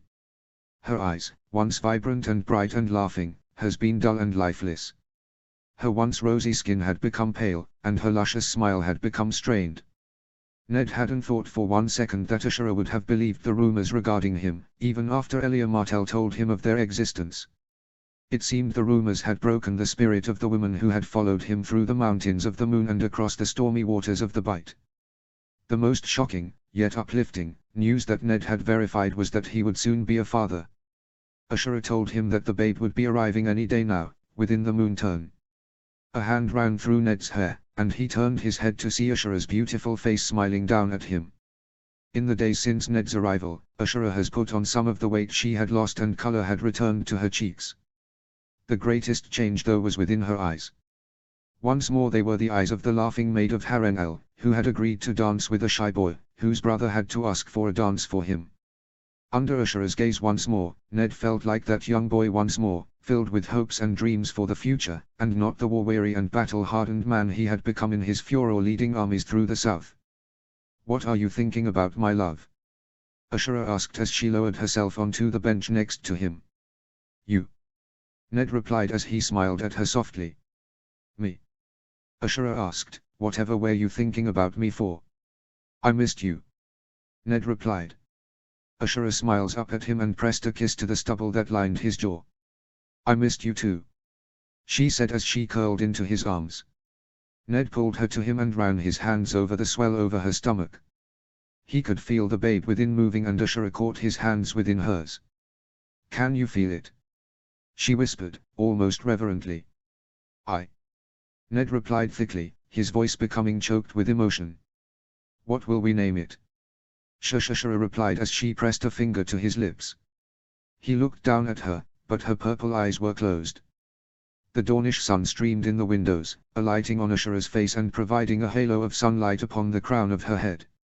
Not for the first time Ned was struck dumb by the sheer beauty of the woman he had fallen in love with. Perhaps even more extraordinary was the fact that she had also fallen in love with him. It was the sort of story that naive maidens all over the Seven Kingdoms swooned over, stories like Florian and Jonquil. Perhaps in the future Ned's story would be remembered the same, and swooned over similarly. Ned presses his lips to the crown of her head. I love you, he whispered. I love you too, she whispered back. They sat there, together, for the next hour when they were interrupted by someone storming into the room. Ned turned his head to see little Illyria Dane staring him down. What are you doing? She hissed at him as her eyes narrowed. Don't you know it's bad luck to see your lady wife before you get married on your wedding day? Ned nudged Ashura, but she didn't respond. To Ned's amusement she had fallen asleep in his arms. No, I didn't, Ned replied after he realized he was getting no help from Ashura. Illyria just scowled at him. Get out then, she snapped. We need to get her ready. Ned bowed his head at the little lady. At once, my lady. Ned swung his feet off the bench, and gently extricated Ashura from his arms. His moving woke her though, and her purple eyes fluttered open. Ned, she murmured sleepily. Don't leave me. I'm not, Ned whispered back. I'll see you soon. For now though your sister is demanding I leave. Ashura's hands stretched up and grabbed at his face. Don't leave me, she insisted as her sleepy eyes blinked away the sleep in the corners. Ned smiled down at her and kissed her grasping hands. I'll see you tonight, he promised as he let her go and backed away. Ashura smiled back at him as she realized what was happening tonight. Tonight, she agreed before getting to her feet as well. She hurried after him and pressed a passionate kiss to his lips, before giggling at his dumbfounded expression. They were interrupted by Illyria's huffing. Go away, she said as she grabbed Ned's hand and began to drag him across the room towards the doorway. She pushed Ned out of the room and slammed the door on his face. From within the rooms he heard Ashura laughing at Illyria's actions. Ned smiled at the sound, before turning away and wandering down the hall towards his own rooms. Ned hadn't realized how much he had missed Ashura until he had seen her again. Her smile, and her laugh, would make Ned's heart soar, and her sharp and teasing tongue drove Ned insane, but he loved it. He loved everything about the woman he had fought his way across the realm for, right down to the freckle behind her earlobe. Tonight he would finally be marrying her. Tonight would be the culmination of a 9-month campaign from Moat Cailin to Riverrun to the Trident. From King's Landing to Storm's End to Sunspear. It all led to Starfall, where the love of his life waited. Thinking of Riverrun though brought back memories of the woman his brother had dishonored. Benjen's White Raven had arrived from Winterfell a few days ago bearing the news that Elia had arrived in the north safely, and more concerning was that Catelyn Tully was having difficulty in her childbirth, most probably due to the travel she went through early in her pregnancy. The baby was upside down it seemed and was very late. It did not bode well for mother or child, and only made Ned feel more horrible. None of the Tully children had deserved what had happened to them. All of them, with the exception of Lysa, had treated him kindly and with sympathy. Ned had no doubt that Catelyn would have made a wonderful lady, but not Ned's lady. Brynden Tully though, Ned had great admiration and respect for. It was not every man that swore to free his potential enemy for the sake of love. Ned arrived in his quarters and found Howland Reed waiting for him. Howland had been by Ned's side for the entire duration of the war, from the day that Ned had left Moat Cailin. He had been his most faithful and constant companion, being only absent from Ned's side during the Battle of God's Eye. Is it all ready for tonight? Ned asked, and Howland nodded. I will oversee the ceremony, and Ashura's father shall give her away. Ashura's father had arrived in Starfall a day after Ned and his party had arrived. He had been stationed at Vulture's Roost for the duration of the war, while his son, Aaron, had led the Dane levies north to the Trident. Aaron Dane would also be home soon, as Ned had given the orders for him and his men to be released. Ned's father was focusing his energy on what would most probably be the final battle of the war, the raid on the tower where Lyanna was being kept. Ned, Howland and those chosen to accompany him had spent countless nights debating on how to go about the raid. It had become quite heated at some stages, although they figured out a plan they were all relatively happy with. Howland got to his feet as his father entered the room carrying a cloak of white and grey. His marriage cloak, the one he would be draping over Ashura's shoulders tonight. Here. His father said as he held the cloak out, I had this in my luggage just in case something like this happened. Thank you. Ned said as he took the fur-lined cloak from his father's grasp. The cloak was made of the finest furs and lightest silks that could be found in Westeros. His father must have spent a fortune on its making. His father nodded once as though satisfied before turning away again. I'll see you tonight, he said gruffly as he left the room. The rest of the day went by in a flash, and before Ned knew it Howland was leading him through the Godswood towards the Heart Tree. Ned's breath was taken away when he saw what the Dane servants had strung together in such a short amount of time. Lanterns were hung from the branches of the trees, swaying gently in the evening breeze, casting the entire area in light. Purple, white and grey streamers had been strewn all around them, and the floor was littered with white rose petals. Ned's heart hammered within his chest. Ashura was nowhere to be seen, though a crowd had gathered to witness the proceedings. Ned couldn't believe they were finally doing what they had been talking about for the last 2 years. The road had been treacherous, but Ned had endured the tribulations that the gods had thrown his way, and tonight it all felt worth it. Then Ashura appeared, and Ned felt his heart physically stop. She was a vision in white, looking all the world like the manifestation of the maiden herself. Her raven hair had been brushed until it shone, and hung down her back in long, silky waves. Her white silk dress accented her curves perfectly, and Ned notes with a hint of jealousy the looks she was receiving from the other men present. Her cheeks shine rosy bright, and her luscious red lips were quirked into a smirk, laughing along with something that only her brilliant purple eyes knew of. Ned swallowed and became aware of how dry his throat had become. Gods, she was beautiful. She smiled at him and Ned felt the connections within his head popping from an overload of emotion. He smiled back shyly, feeling for all the world like the young man he had been when he first laid eyes on her. She wandered down the aisle between the sea of people, her arm linked with her father's. In her hands was clasped a bouquet of purple flowers, and following behind her was little Illyria carrying the golden bands Ned had carried with him for the duration of the war. Ned's father stepped forward from his place at the side of the tree. Who comes before the old gods tonight? He called, and his voice seemed to hang in the air. The Lady Ashura of House Dane, a true-born maiden, noble and flowered. Who comes to claim her? Ashura's father responded. After a moment of silence Ned realized that was his cue to speak. I do. Ned replied. Eddard of House Stark, heir to Winterfell. Lady Ashura. His father called. Do you take this man to be your husband before the sights of gods and men? I do. Ashura replied, her sweet voice filling Ned's ears. And you, Lord Eddard, do you take this woman to be your lady wife before the sights of gods and men? I do. Ned replied firmly. Then you may cloak the bride. His father said, and Ashura stepped away from her father's side to stand before him, her lips still quirked in a smirk. Howland stepped forward, the marriage cloak of House Stark draped across his arms.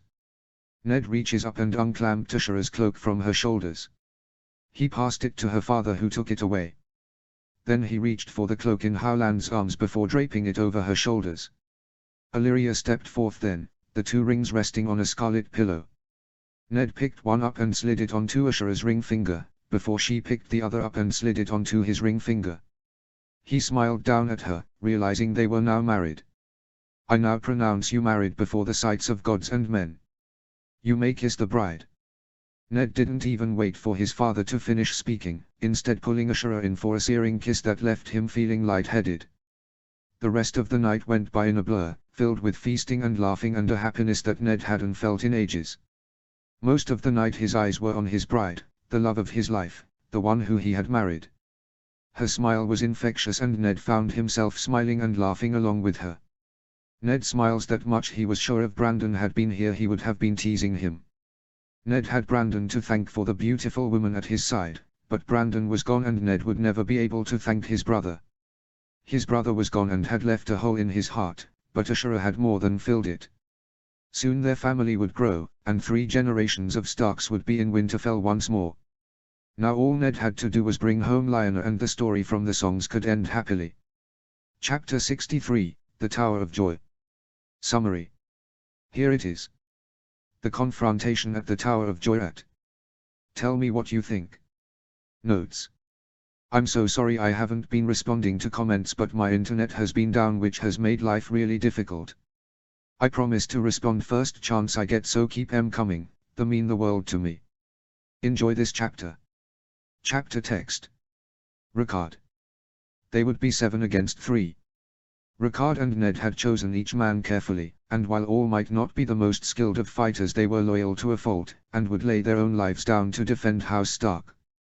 The first of his chosen 5 was Roderick Walton, Lord Commander of the Weirwood Warriors and one of the finest fighters Rickard has ever lain his eyes on. Rickard was yet to see a single man outside of the Weirwood Warriors who could stand against him and his storied Starsteel blade. The second he had chosen was the captain of his household guard, Martin Castle. The Castles has served House Stark for generations and were often counted among their closest allies, advisors and friends. Martin was no slouch with a blade either, and had spent his early years first as a captain of the Winter Wolves, and then had a stint out east with the Company of the Rose where he fought in the Pentosha Bravo Sea Wars. His third companion was none other than the diminutive Cranogman, Howland Reed. It seemed fitting in a way, as Howland had been by Ned's side since the tourney of Harrenhal, where the Smiles died. Rickard had seen the small man fight at the Battle of the Trident, and while no songs would be sung of his valor, no songs would be sung of his death either. The fourth in their party was Bern Saltstock, and while he may have been more at home on the deck of a ship than the back of a horse, he was loyal to Rickard, and knew how to fight with the cutlass he carried at his side. Their fifth companion was a man that Rickard had not had much to do with until they were shipping their armies south to Storm's End. Rickard has been told that Davos Seaworth has spoken Stannis Baratheon down, a feat that amazed Rickard even more when he met with Stannis himself. The man was as stubborn as his moniker suggested, and would break before he would ever bend. The fact that this old smuggler had managed to get him to bend only ended the man to Rickard, and convinced Rickard that he would be an invaluable ally when confronting the remaining Kingsguard at the Tower of Joy. Surely the man who had convinced Stannis the Stubborn to bend would be able to convince the remaining Kingsguard of the value of living. The 5 companions had joined him and Ned as they rode out from the gates of Starfall, the banners on their lances fluttering in the dry Dornish breeze, proudly displaying who they were for all to see. Ned was the last through the gates, his head constantly turning to check on the state of his new wife. She would be resigned to her bed soon, and Ned had stated he wanted to be there for the birth of his child. Ashura Dane though had commanded him to ride and retrieve her brother.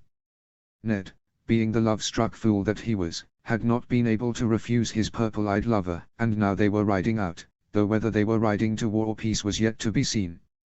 Rickard was just glad they were going to finish this. This would be the last act of the war, Rickard and his men riding to strike down the last pocket of resistance. Rickard didn't know what he would find in the tower. Many a night he had spent within his white raven's head, flitting around the tower, trying to gather the courage to enter. He never found the courage though, and since finding the tower 2 months ago still had no clue as to what he would find inside. He had his suspicions, but he prayed to the gods that they were wrong, and only the paranoid musings of a man that had been burnt one too many times. Somehow though, he doubted the gods would be that kind. His gods weren't known for their benevolence after all. Arthur. They were 3 against 7. Ned Stark had come, though Arthur was surprised he hadn't brought more. He came from the south, not the north as they had originally expected. Arthur was filled with a sense of dread. The only thing south of the Tower of Joy that would be of an interest to Ned Stark was Starfall. Had he already taken his sister away? Had his marauding hordes already swept through Dorne? Was Sunspear burning even now? Ned Stark rode at the head of the column, flanked by 2 men Arthur recognized from the tourney of Harrenhal. Howland Reed, wielding his three-pronged spear, and Ethan Glover, his eyes flashing darkly as he approached. Behind them came others that Arthur didn't recognize, though even here, in this isolated corner of Dawn, he had heard rumors of the one that rode the White Hart. Ned and his companions pulled their horses to a stop a distance away from them. For a moment silence hung heavy in the air between them. Arthur stood to the right of his Lord Commander, and Oswell stood to Sir Gerald's left. Oswell looked positively murderous as he beheld in his eyes the Northern Lords that had come. A snarl was slowly creeping its way across his features, and his sword was already half drawn from its scabbard. "I fought at God's Eye, and looked for you at the Trident," Ned said. "We were not there," Sir Gerald answered. "Woe to your father if we had been," said Sir Oswell. "Yea." At the back of the group, Arthur noticed one with a heavy cowl shift slightly at the mention of Ned's father. "When King's Landing fell, Sir Jaime slew your king with a golden sword, and I wondered where you were." "Far away," Sir Gerald said, "or Aerys would yet sit on the Iron Throne and our false brother woo." The sound of a crossbow firing filled the air, and a shaft of darkness ripped through the space between the two parties. It slammed into Sir Gerald Hightower's chest, punching through his breastplate and striking at his heart. "Aerys would have fallen whether you had been there or not, you pathetic accuse for an honorable man," the cloaked figure said as he spurred his horse to the forefront of the group, beside Ned Stark. "Who are you to break the rules of parley?" Sir Gerald gasped as he fell to his knees. "We were under truce. I saw no olive branch, nor beheld any peace banner. I saw 3 men armed before me and preparing to kill me to stop from getting what I want. As to who I am," the cloaked figure responded, "I'm the one who broke your armies at the Trident. I'm the one who killed your precious Silver Prince. I'm the one who watched as Sir Jaime slew your king with his golden sword. I'm the one who Aerys attempted to burn alive, Lord Commander." Arthur's heart both sunk and soared in his chest at this declaration. That could only be one man. The cloaked figure reached up and threw back his hood to reveal the horribly scarred face of the burnt lord, the man, who by his own admission killed Roriger and watched as Aerys was slain.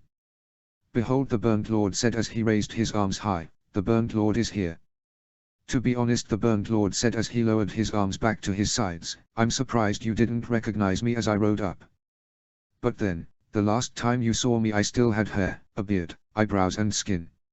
Now I'm just a mess of wildfire and something that once resembled a human being." Sir Gerald fell to his back, blood dribbling out of his mouth.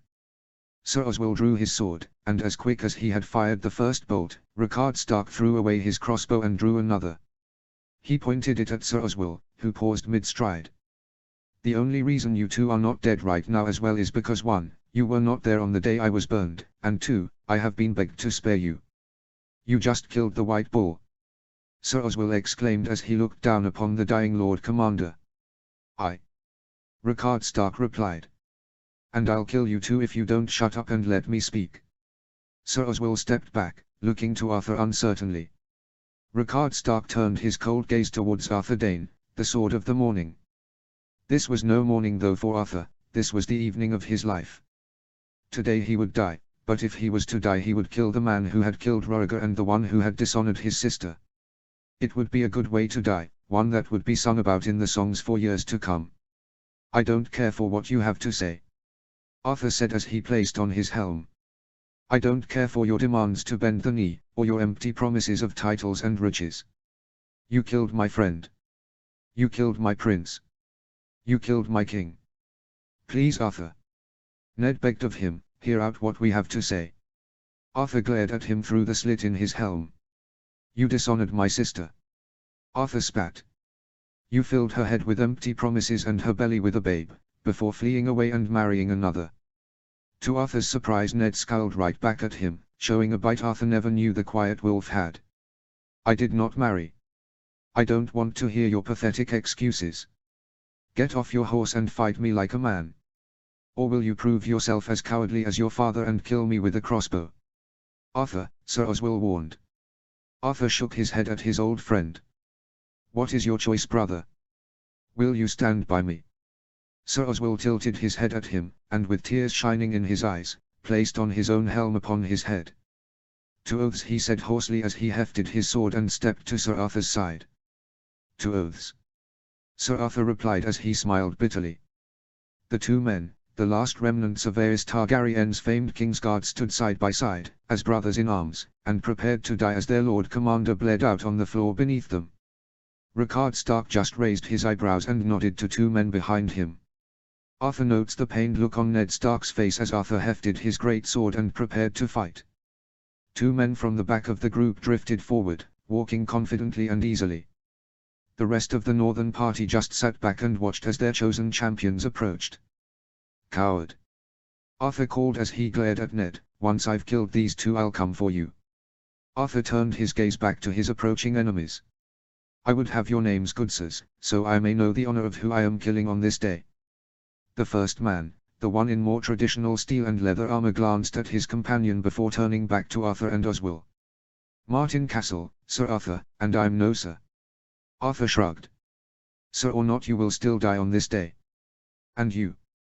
he asked as he turned to the one that ridden the White Hart. The man, who was dressed in a strange armor comprised of steel and bronze, glanced at Rickard Stark, who nodded his head slightly. "Roderick," the man replied. "Roderick Walton, Lord Commander of the Weirwood Warriors and wielded of the great sword Harbinger." The man threw his cloak over his shoulders to reveal the hilt of a two-handed great sword that hung at his side. With one firm yank, he pulled the blade free of its brilliant red and white sheath, and held it high in the air. It glittered brilliantly in the sun, and to Arthur's amazement he recognized what the blade was made of. "Star steel," he murmured as he lowered his own sword a fraction to look at the blade better, and that was when Roderick Walton struck.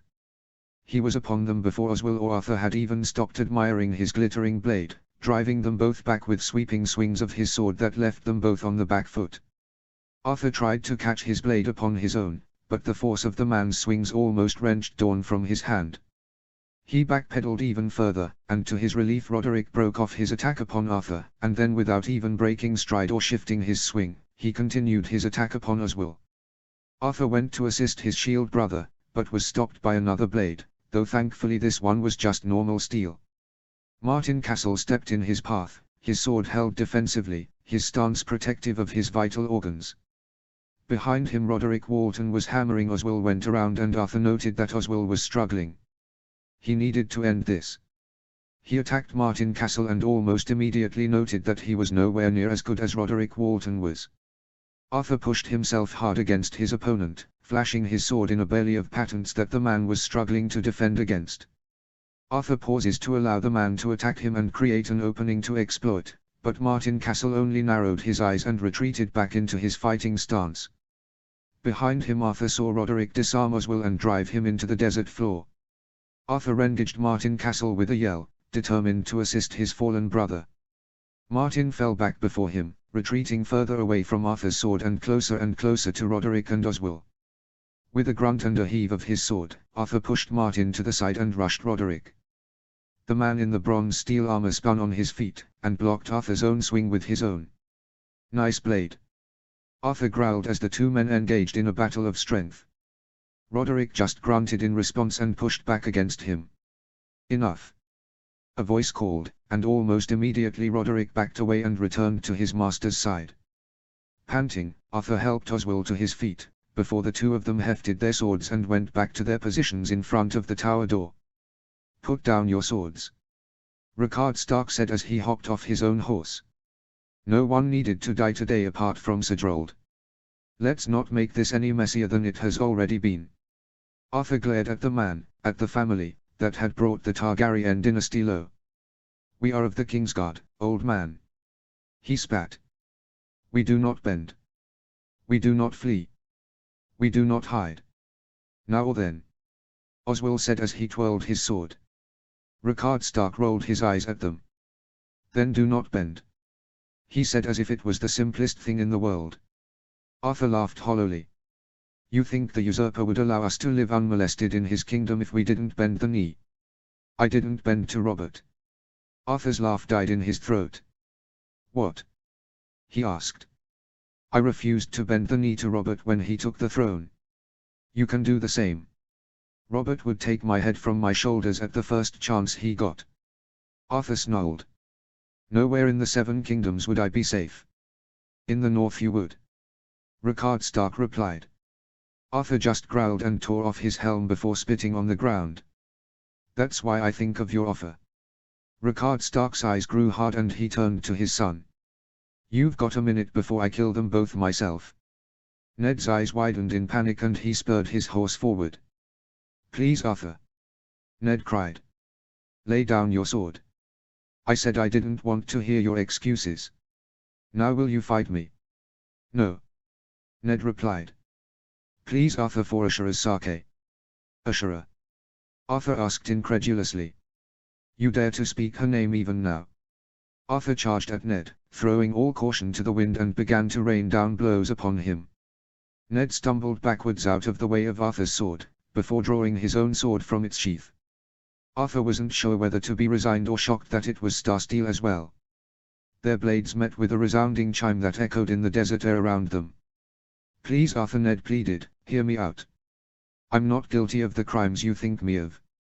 Arthur just snarled and swung his sword at Ned's head. Ned stepped back, and swung his own sword at Arthur's chest. Arthur blocked and the two men continued to dance. 30 seconds. Rickard Stark called as he pulled his own sword loose. Ned stopped dancing and dropped his sword to the ground.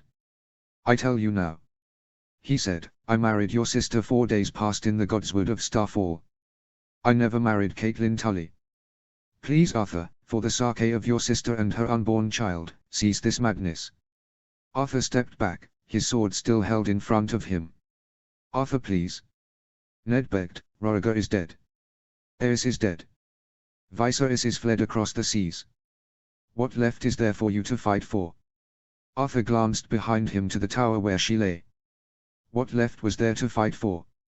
Ned's voice softened and he took a cautious step closer. Come with me and Ashura, Arthur. I promise you will not have to bend the knee to Robert so long as you renounce your oaths as Kingsguard. If Ashura and I have a son, you can teach him swordplay, if we have a daughter you can dote over her. Arthur's will softened as he thought of his family, but then brown eyes and black hair flashed before his eyes and his fury came back riding a wave of emotion that Arthur had kept compressed for years now. What of Elia's children? Arthur asked lowly. What of Rhaenys and Aegon? I will never be able to teach Aegon swordplay nor dote on Rhaenys because of this war. No, Arthur said, today I fight to avenge them as well. They need no avenging. Ned said as he shook his head. I sent soldiers into the city before the King's Landing fell to spirit her and her children away. They await you, even now, in the north. Arthur scoffed in disbelief. Don't lie. He hissed angrily. You dishonor her memory. I'm not. Ned exclaimed as he stepped even closer, within range of Arthur's sword. Ask Lord Davos. He was the one who sailed her out of King's Landing upon his own craft. Who is this Lord Davos? Another loyal dog. No, a voice replied with a thick flea-bottom accent. I'm just a smuggler. Byrne Salt Stark paid me to rescue your princess. So I did. Arthur turned to the old, plain-faced man who had spoken. What proof do you have apart from your own word? He asked. The old man shrugged. Nothing. He replied. Nothing, but words spoken to me by the princess herself. And what words would those be? Arthur said as he adjusted his grip on his sword. He already has a song, she said, a song of ice and fire. Then she scoffed. More like a song of death and destruction, she said. Arthur stilled when he heard Roriger's words thrown in his face, by a man who had no business knowing those words. Arthur began to breathe heavily, remembering how he felt at the start of the war, how angry he was at Roriger for spurning Elia. Gods, if there was even the smallest chance that she was still alive somewhere, he needed to find her and apologize. He only hoped she would forgive him. If I find out you've been lying to me, Lord Eddard, I'll make your death more painful than the one you gave Roriger. Ned swallowed and nodded his head. If Elia is not in the north, I will place my head on the block myself. Arthur paused, considering what Ned had just said before he dropped down and collapsed to his knees. He tore off his helm and lay down upon the hot sands. She's in the tower. Arthur said, though I'll warn you now, it might not be the scene you're expecting. Ned nodded once, and then rushed past him. Oswell stepped in his path, his sword drawn. Let him go, Oswell. Arthur called, what's in that tower will hurt him more than anything we could ever do to him. With a last look of trepidation, Sir Oswell Went stepped aside, and Ned Stark walked past him, up to the tower where his sister lay. Soon would come the cries Arthur knew, though whether they would come from Eddard or Lyanna Stark it was yet to be seen. Ned. Ned climbed the stairs of the dusty tower, his feet pounding on the floor, and his heart hammering in his chest. Sand and dust lined everything and the heat within was stifling. Gods, Lyanna must have hated it here. She had always been a creature of the north. He came to a stop before a closed door, and heard hushed voices within. His hand rested on the doorknob, and with his heartbeat hammering in his ears he turned the doorknob and wrenched the door open. For the first time since the tourney of Harrenhal, Ned laid eyes on his sister, the one who his brother had died for. Behind him Ned heard footsteps, and he turned to see his father, looking more uncertain than he had in months, climbing the stairs behind him. His father entered the room and stopped beside him, and drank in the sight of his daughter. Davos. Rickard Stark swung off his horse and rushed after his son, up the stairs and into the tower. Both parties of men left just observed each other from a distance, when Davos noticed the sheen of sweat that had broken out on Sir Arthur's brow. He swung off his horse, and grabbed one of the water skins tied to his horse. He yanked it off and began to walk over to the famed knight, though walking may have been exaggerating a little bit. His ass felt like it had been pounded by a sledgehammer, and the pads of his thumbs had been chafed bloody. By the old gods, did Davos hate horses? Give him a ship any day. A ship did what it was told, while horses often seemed to have a mind of their own. Davos reaches Sir Arthur's side and held out the water skin for him. Here he said as uncorked the stopper. Have some water. It's warm, but it's better than nothing. Sir Arthur took the bottle and sniffed at it suspiciously. Davos told his eyes at the knight. You highborns are all fat too suspicious of everyone else. Sir Arthur smiled kindly at Davos, before tipping the bottle up and pouring some of the liquid down his throat. Thank you. The famed knight said as he passed the bottle back. Have you met many suspicious highborns in your life? Davos smiles back at the knight. One or two. Davos admitted ruefully. Would I know them? Perhaps. Davos replied. Who? Sir Arthur asked. Davos nodded to Bern Saltstark, who was engaged in deep conversation with Howland Reed. Bern always seemed suspicious of me when he came across my ship in the Bight. Sir Arthur smirked. Did he have any reason to be suspicious? Davos shrugged. He never caught me, so I guess not. Sir Arthur laughed. You must be a good sailor then to outrun the salty wolf. All we ever heard about in court from Lucerys Valerian was how he was a better sailor than Bern. I can't say for sure, but I've had a go at outrunning both of them and Bern always had my heart pumping harder. Have you had much experience with other highborns? Davos shrugged. Stannis Baratheon was another one. Sir Arthur grimaced. Stannis the Stubborn. What were you doing with him? He was starving in an undermanned castle that was being sieged. I smuggled in some food and men. Sir Arthur's eyes narrowed. You're the man that broke the siege of Storm's End. Davos shook his head. Bern was the man who broke the siege. I was the one who relieved it. Why? Sir Arthur asked him. Why did you do it? Davos shuddered as he thought of emaciated limbs and a gnawing hole within his stomach. Have you ever been starving, Sir Arthur? Sir Arthur shook his head at Davos. I can't say I have. He said. Then never judge me for what I did. Davos replied as he passed the water bottle to Sir Oswell Went. Sir Arthur looked at Davos strangely.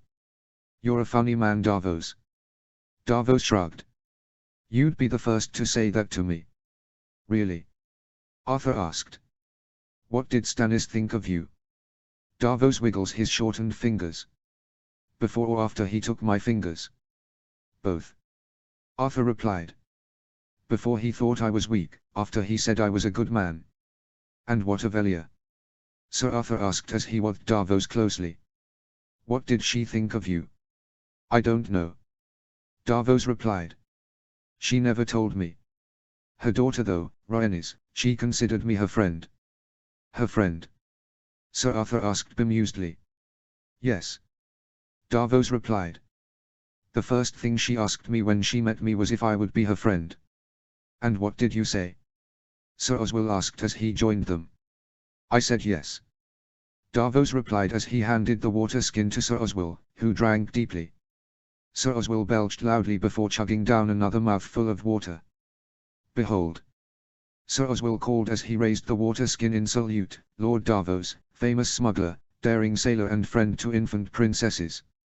His declaration was met with strange looks from a few of the other men, especially Ethan Glover, who continued to glare at the two of them darkly. To Davos' exasperation, Sir Oswell noted his gaze. He sneered at the glaring boy. You got a problem, boy? He spat. Ethan Glover's eyes flashed and he drew his sword. Sir Arthur grabbed Sir Oswell's as he went to draw his own. Davos flashed a glance at Byrne, who rushed over and dragged the cursing Ethan away. Sir Oswell shook off Arthur's arm angrily. What was his problem anyway? He was behaving as if we were the ones who committed treason. Leave him alone, Davos said as he took the water skin back. He's been through enough in the last year. Sir Arthur's gaze tracked the boy as Byrne walked away with him into the desert. He was one of Brandon Stark's companions, wasn't he? Yes, Davos replied. How did you know? I remember seeing him at the tourney of Harrenhal. He followed Brandon everywhere, his constant shadow. He was different back then though, his gaze was lighter and he smiled more. Many men were different before the smiles died, Sir Oswell said darkly. Many men were alive before the smiles died, Davos suggested not unkindly. What happened to him? Sir Arthur asked as the boy disappeared over the horizon. Davos glanced after the boy's retreating figure.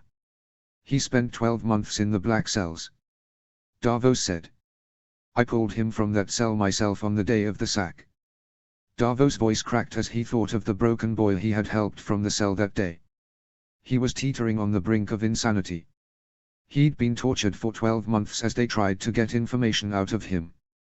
To the boy's credit, he didn't break, his jailers said.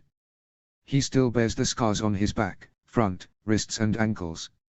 Sir Oswell glanced after the boy with a pained look, and Davos wondered if he regretted how he had treated him. Their thoughts on Ethan Glover was interrupted by yells and screams from within the tower.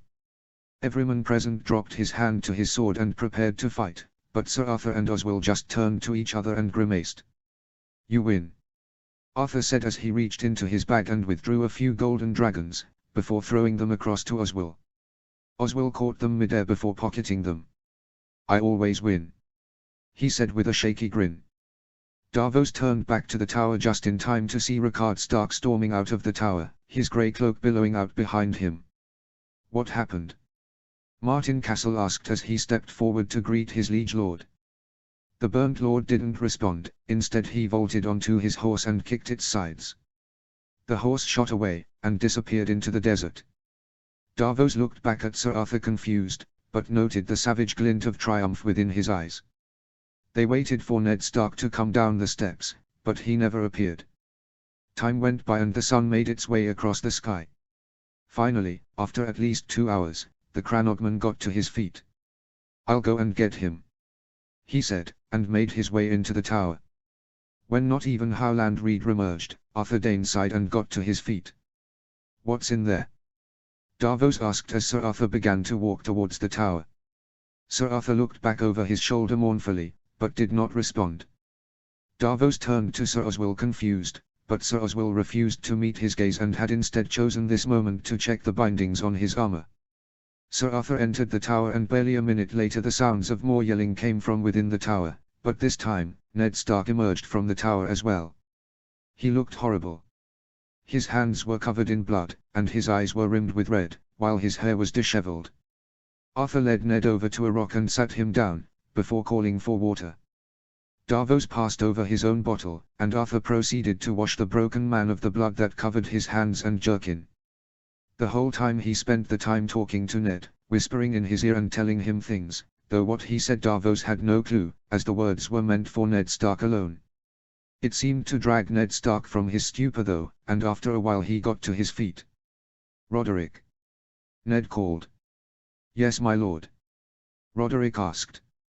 Go and find my father and look after him. Make sure he doesn't do anything stupid, At once, Roderick said, before he swung his legs over his white hart and tapped its back, causing it to gallop away in the direction Rickard Stark had gone. Martin and Ethan, Ned said as he turned to the two men. Ride at once for Starfall and warn them of our coming. The two men nodded and spurred their horses in the direction of Starfall. Ned waited until they were gone before giving his next instructions. Build 2 litters, he said. Then we will burn this accursed place to the ground. Chapter 64, Eddard, Arthur, Ashura. Summary. POV from Ned, Arthur and Ashura. This chapter was inspired by King_of_Kings Outlaw King, Chapter 8. Used with permission. Notes. A few things I want to know from you guys. Do you want longer chapters like this one every 2 days, or shorter chapters every day? And if you have any things you think I haven't wrapped up yet, let me know, cause there is a few chapters left, 6, before I finish the Robert's Rebellion arc. Let me know what you want to know. Thanks so much for the support, by the way. It's what has kept me going with this fic. See the end of the chapter for more notes. Chapter text. Eddard. The smell of smoke and blood hung upon their group like the perfume of death itself.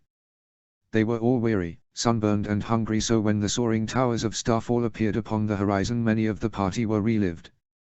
Ned himself was relived, if only for the fact that he could now take Ashura and leave Dawn for good. He hated this place. He hated the sun, the sand and the heat. It drove him mad. He hated the death that seemed to hang in the very air around them. He missed the summer snows of the north, the cold winds that blew across the lands, and the peace and quiet of the Godswood that was 10,000 years old. He missed the heart tree's searching gaze. He missed Benjen, and his laugh. He missed Brandon and his wild gaze. He missed Lyanna and her wild ways.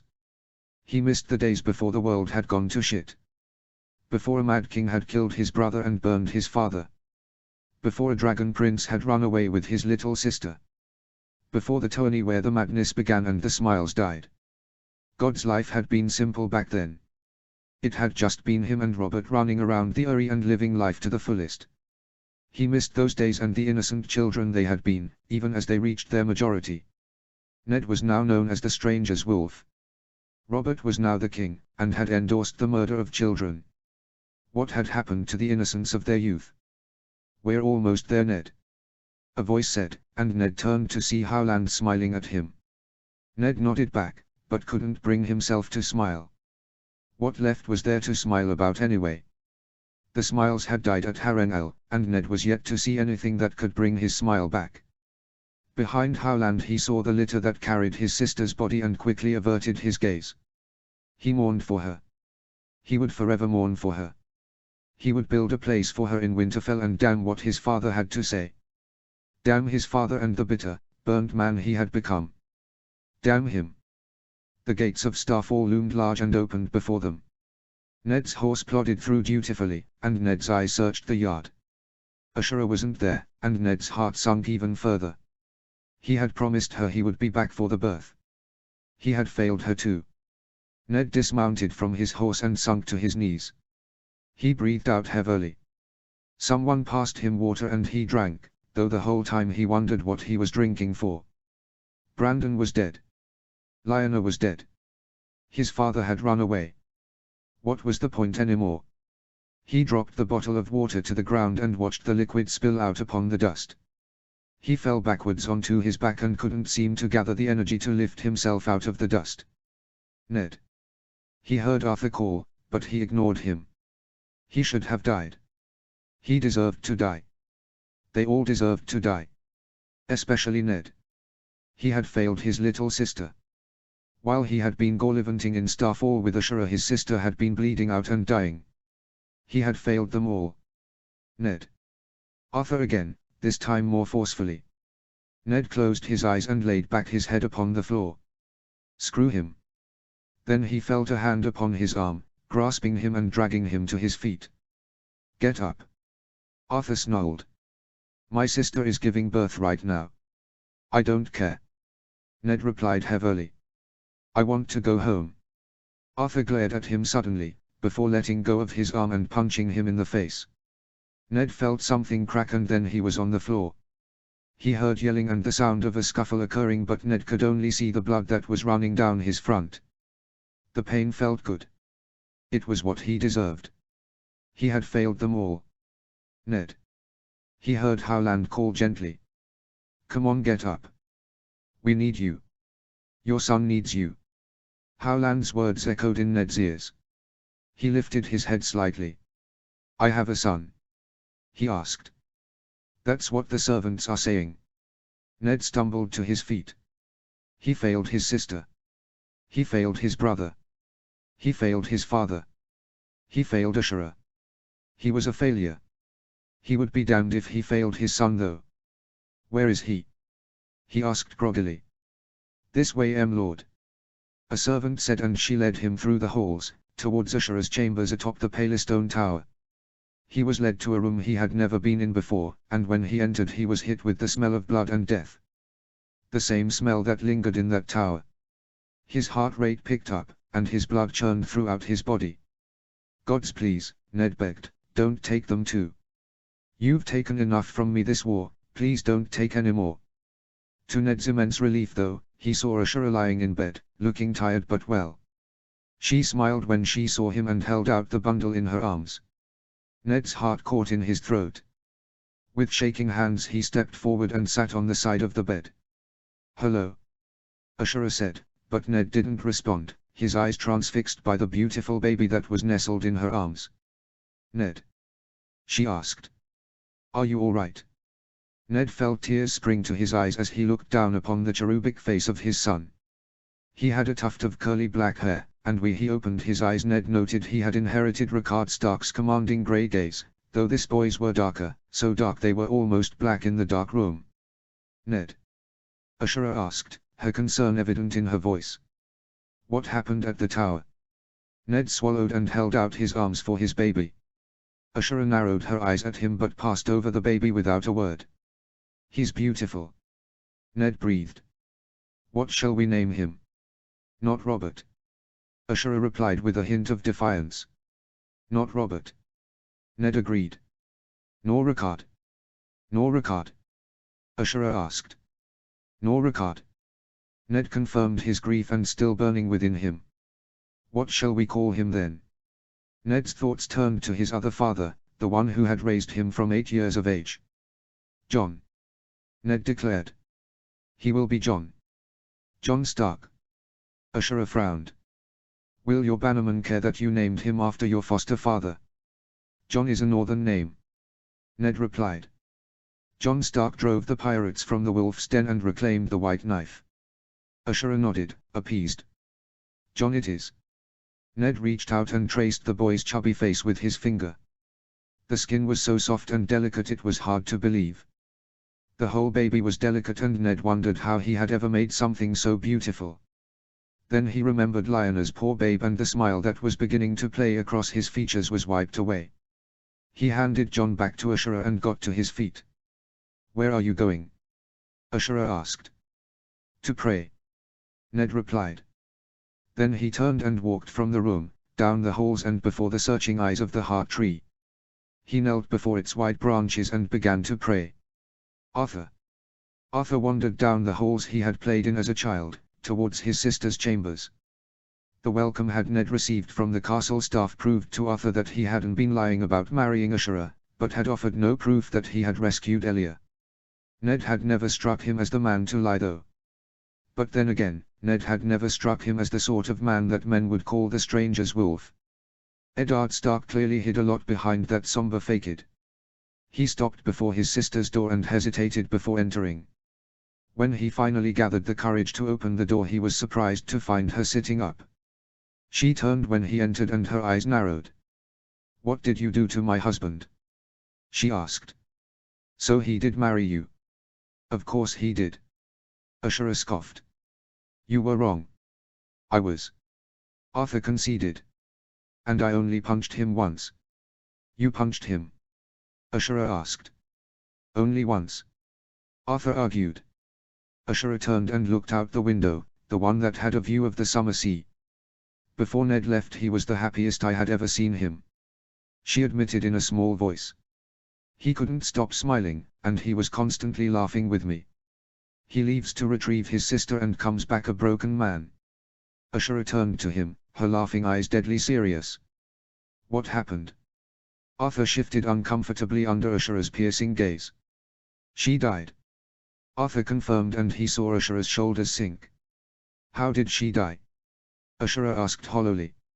She had a difficult childbirth. Arthur replied. And the babe? Dead. A baby girl. Roriger was right, it seemed. What did Rickard Stark say? I don't know. Arthur replied as he thought of the burnt lord's horrible face. They entered the tower alone. A few minutes later there was screaming and yelling, and then Rickard Stark came storming out, mounted his horse and fled away to the north. Ned sent Roderick after him. Ashura stirred and tried to get herself out of her bed, but Arthur rushed over and pushed her back down. You're not meant to get up for another few hours, Ashura. I need to see Ned. Ashura insisted. Ned can wait. Arthur said. I came here to see my nephew. Ashura stopped trying to get out of bed and instead turned her gaze to the far side of the room where a cradle sat that Arthur had not noticed upon his entrance. Arthur got to his feet, his white armor clanking with his movement. With a sense of trepidation Arthur made his way over to the cradle where his nephew lay. The little babe stared up at him with intelligent grey eyes. On his head sat a tuft of dark curly hair, but these seemed to be the only things he had inherited from his father. The rest of his face belonged to Ashura. His mouth, nose and the shape of his eyes all belonged to his mother. He looks like you, Arthur said as he smiled down at the babe who just continued to stare at him. Really? Ashura asked from where she lay. Everyone says he resembles his father. Oh, he does. Arthur replied. But his mouth and nose and belong to you. He's far too pretty to be a Stark. Ned is handsome. Ashura replied defensively. And many a woman fell for Brandon's good looks. Arthur replied with a wry grin, they were handsome. Not pretty. That boy is pretty. Ashura tilted her head and smirked as she understood his meaning. He is pretty. She conceded. I would have thought he was a girl if I didn't know better. Arthur teased. Hey! Ashura exclaimed. She picked up a pillow and threw it at him. Arthur laughed and threw it back. He turned back to the babe and wiggled his finger in front of his face. The babe just watched him with his eyes, not making a sound. He's a quiet one, isn't he? Arthur asked. I remember Illyria used to scream all the time. He is a quiet one. Ashura agreed. Like his father. Like his father. Arthur agreed. What's his name? John. Ashura replied. John Stark. The two sat in companionable silence for a moment, enjoying a peace in each other's company they had not experienced since Harrenhal. Arthur? Ashura asked, and Arthur knew from her tone she was worried. Yes. He asked as he tickled the babe's nose. What are you going to do now? Arthur stilled and turned from the babe. I don't know. He replied. What are Sir Gerald and Sir Oswell planning to do? Sir Gerald's dead. Arthur replied with a heavy heart. Ashura sighed. I thought he would die. Rickard wanted every man who was present on the day he was burned dead. I'm glad I wasn't there then. What of Sir Oswell? He's thinking of running to Essos. Essos? Ashura exclaimed. Yes. Arthur replied. We can't stay here, Ashura. Robert would have us dead within a week. Are you going to go and serve Viserys? I don't know. Arthur replied, thinking of the boy who had already been showing the same tendencies as his father. Viserys is not Roriger. I don't want to serve any more Mad Kings. Come north with me. Ashura begged. And what of Sir Oswell? Arthur asked. I cannot abandon my battle brother. He can come too. Ned will keep you safe from Robert's wrath. No, he can't. Arthur said as he shook his head. He saved Elia. Ashura insisted. Arthur laughed darkly. You believe him? Ashura looked at him with hurt in her eyes. You don't? She asked in a small voice. I'm doubtful. Arthur replied. Why would he save her? What was in it for him? He promised me he would. He promised? Arthur asked skeptically. Yes. Ashura insisted. Right after Rickard Stark told me he was going to kill her. Arthur hummed in response and turned back to the baby. What if Robert asks me to serve on his Kingsguard? He already accepted Barristan. And Jaime. Ashura added. Don't mention him to me. Arthur snarled. Ashura glanced at him, but didn't comment further. The two continued to spend time in each other's company when the door opened again and in wandered Sir Oswell went. Hello Ashura. He said as he made his way across to the cradle. Hello OS. She replied with the hint of a smirk playing across her face. Arthur knew she had always enjoyed Oswell's company and the japes that came with it. Oswell looked down upon Jon with a look of indifference before turning back to Ashura. He's fat. He said flatly. Ashura burst out laughing. Of course he is. All babies are. Oswell frowned. I wasn't. I came out of my mother's womb wielding a sword and with a body the ladies were falling over each other for. Really? Arthur asked dryly. Yeah. Oswell replied as he sat down in a chair and poured himself a goblet of wine. My body was so handsome that only male wet nurses could nurse me. All the women would go into this state they call love-struck. Ashura's laughs only echoed louder while Arthur snorted. The only woman that could ever love you is your mother. Oswell made a show of looking offended before scoffing and throwing back his own quip. The only woman that would ever love you is one who you paid. Arthur frowned at him. That's not true. Ah, yes. Oswell said with a rueful shake of his head. The only woman who would ever love you is a married one. Now that's tragedy. He said as he toasted Arthur with his goblet. Arthur glared at him. That wasn't funny. He snapped. Oswell shrugged. To me it was. Ashura winced at Oswell. It wasn't really funny. Oswell frowned. Yes it was. Just because you two didn't find it funny doesn't mean it isn't. Oswell got up and wandered over to the baby. Look, let's ask the baby. Oswell pulled a face at the babe. Is you Uncle Arthur a tragedy? To Arthur's exasperation Jon chose this moment to smile. See? Oswell beamed. It is funny. Oswell turned back to Jon and rubbed his cheek. I like you. He said. You have a good sense of humor. It's a pity I won't be around to see you grow. You're planning on going? Ashura asked accusingly. Of course. Oswell scoffed. I'm not serving the usurper, and no offense Ashura, but I don't think your husband's offer extended to me. What about Harrenhal? Ashura asked. Oswell scowled darkly. I won't risk my family any more than I already have. Robert will want me to serve in his Kingsguard. If I refuse they will punish my family. If I flee east everyone lives and is happy. Come north with me. Ashura begged. You can teach Jon how to swing a sword. Oswell shook his head. Your lord would never want me there. You don't know that. Ashura exclaimed. Ned will have you in the north. Oswell laughed. It's not Ned I'm worried about. Ashura realized what Oswell was saying and she winced. Oh. She said. Oh. Oswell agreed. Ashura lifted her chin, like she did when she had gotten an idea stuck in her head. I'm going to ask Ned right now if you can come north. You and Arthur both. Arthur can be Jon's sworn shield and you can be my sworn shield. That way you are safe from everyone who says no and Rickard Stark can't throw you out of the north. Oswell's face contorted and Arthur knew he wanted to say yes. The problem was he didn't see it working without Ned's agreeance and with the way Ned had behaved after the tower he doubted it was something he was going to get. Ned won't agree. Arthur said as he played with Jon. He's furious with both of us over the tower. Ashura's gaze hardened. I would be too. Then her gaze softened. I'll go and talk to him. I'm sure he can be convinced to agree. Arthur shook his head. I don't think it's going to work Ashura. Robert will want us in his Kingsguard. We can't stay in Westeros. Ashura shook her head stubbornly. It's well known that only two men have the ear of Robert Baratheon. Ned is one of those two men. If any man can be convinced to do it, it'll be Ned. Ashura swung her legs over the side of the bed and shakily got to her feet.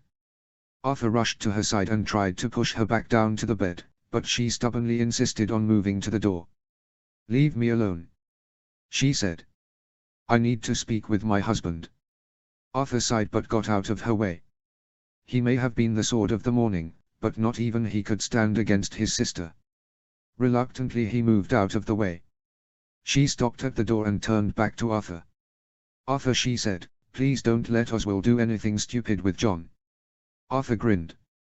"Don't worry. My nephew has the sword of the morning as his sworn sword. Not a hair on his head shall be harmed." Ashura.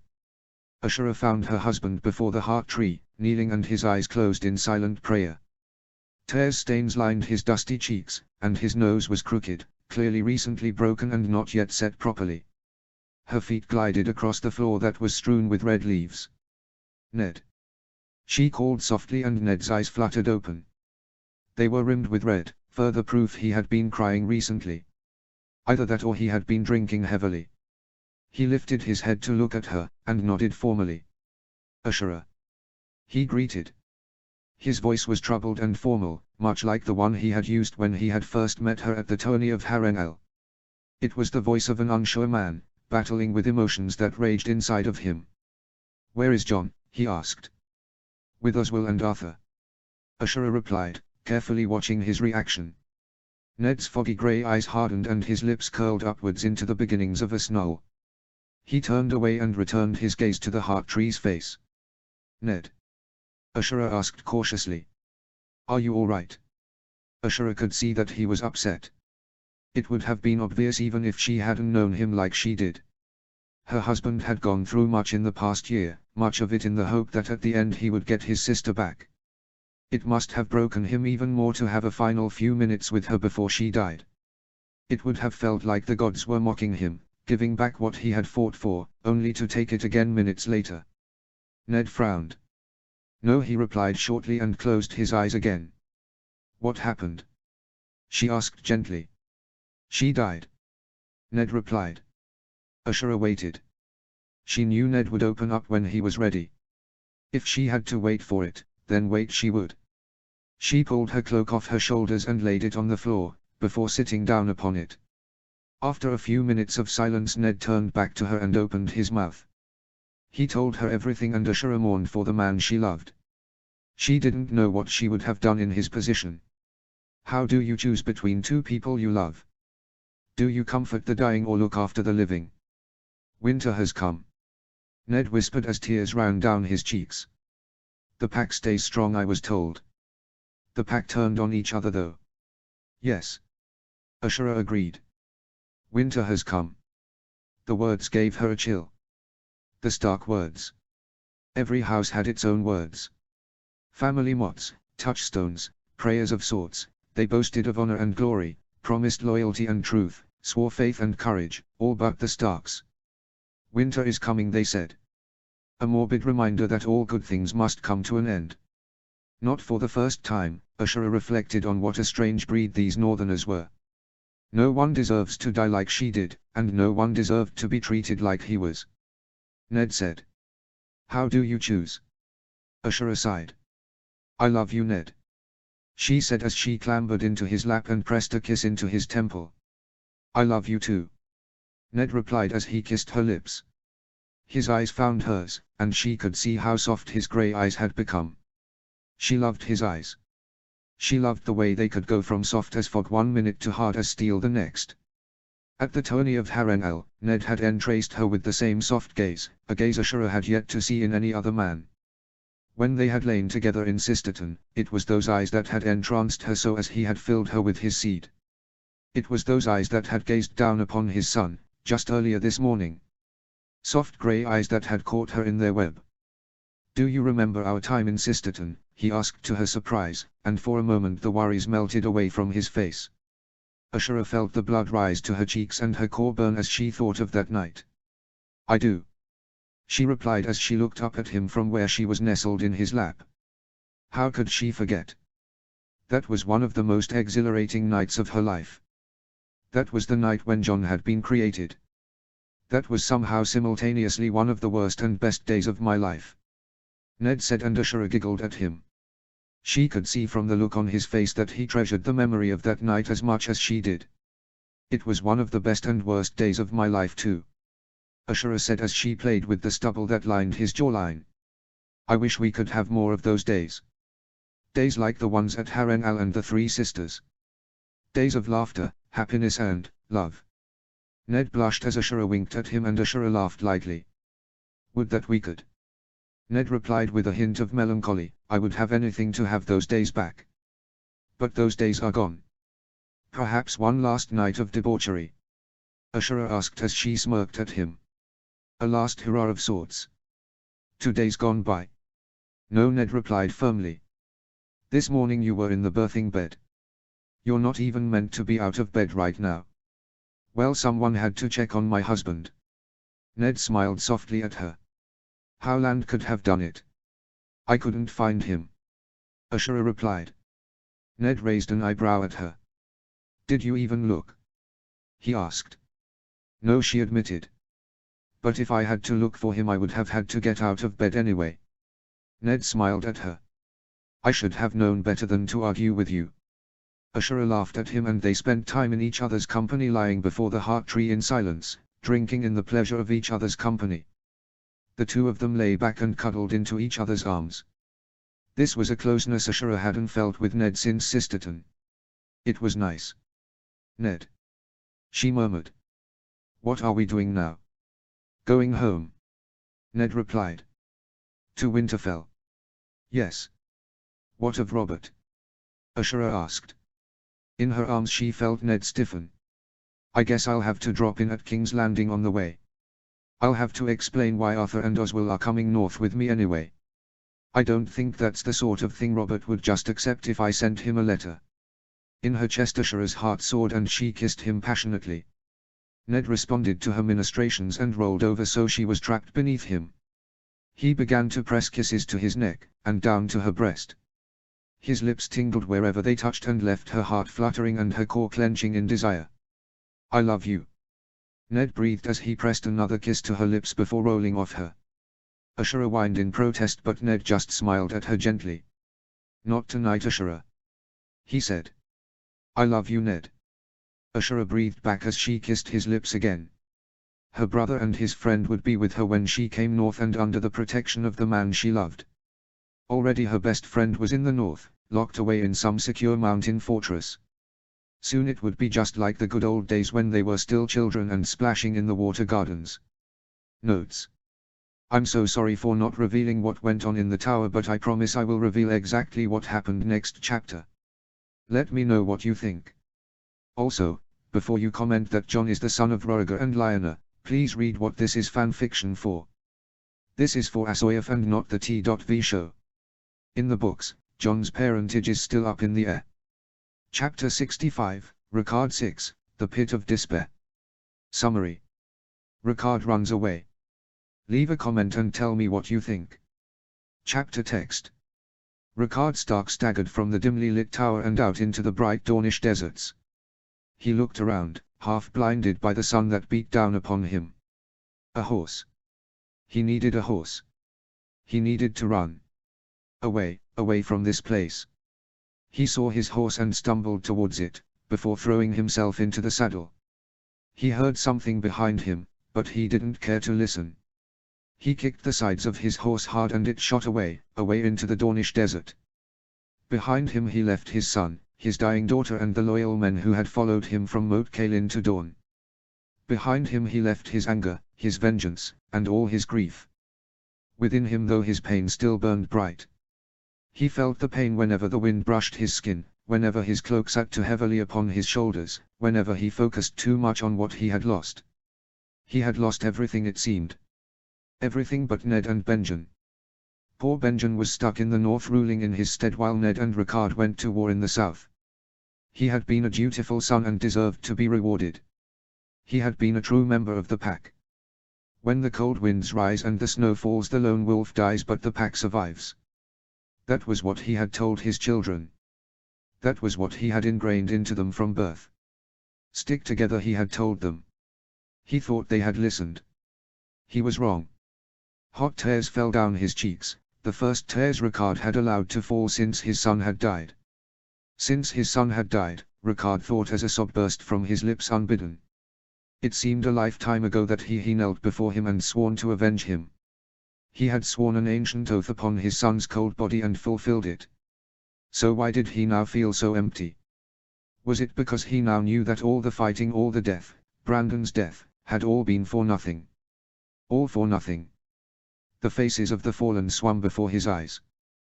The memories of the atrocities he had committed in order to fulfill his oath sprung into his mind's eye. Brandon had died for Lyanna. Brandon had died for her and she hadn't even cared. He closed his eyes but blooded sheets filled his mind, and death filled his nostrils. He kicked his horse's flanks harder, trying to run as fast as he could from the accursed tower, but he never could outrun the demons within his own head. They mocked him even now with words he had spoken to his own children, with the things he had done for his children, children that hadn't cared for them, had hated him for them. Did they not see that all he had done for them?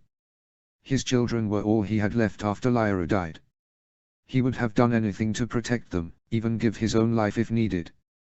Ricard had hated the feeling of helplessness that had been within him when he had been attacked in King's Landing, when he had been dragged before the court blooded and bruised, his retinue's bodies already lining the streets behind him, their heads gracing the spikes on the walls. He had hated it even more when they had dragged his Brandon before him, his eldest son, his firstborn, his wild wolf, yet his dutiful wolf. He had understood the value of the pack. He had lived for the pack. He had killed for the pack. He had died for the pack. When he had died, Ricard had taken up the banners of his son's cause. He had sworn to avenge him, and sworn within to rescue his daughter. When he captured Roriger, however, Roriger had received the first inkling that something was wrong. He had sworn that he had not kidnapped Lyanna. Ricard hadn't believed him, he didn't want to believe him. The memories though ran through his mind though at the time, memories of the wild girl who loudly protested against her betrothal to Robert Baratheon. Had she fled, he had wondered. No, he had told himself, she knew of the value of the pack, she knew of the White Wolf. She would not have betrayed the pack in such a way.